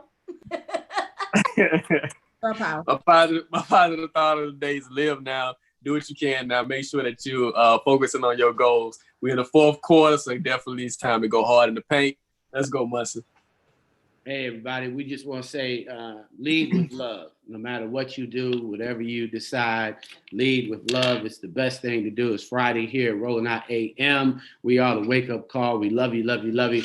Great conversation. Thanks to the guests. Be sure to tune in to our HBCU. We want to get there, do the hashtag, go register. Thanks to everybody there at Coke United. Obviously, it is there. So if you're Stillman, if you're Tuskegee graduate, all of you guys, or if you just HBCU, period, join and check out HBCU, our HBCU. We'll see you. We're Rolling Out AM with Ty Cooper. Hey, there it is, virtual party. It is there. Yeah. Alabama State, Alabama University, all of you alum, all of us are just HBCU graduates. We'll see you soon. Talk to you soon. Portia. Have a great weekend. Say goodbye to everybody. See you guys. We're Rolling Out AM. Ty Cooper, Romeo International, A.R. Shaw, and Portia Monique. Yes. Peace out. Peace.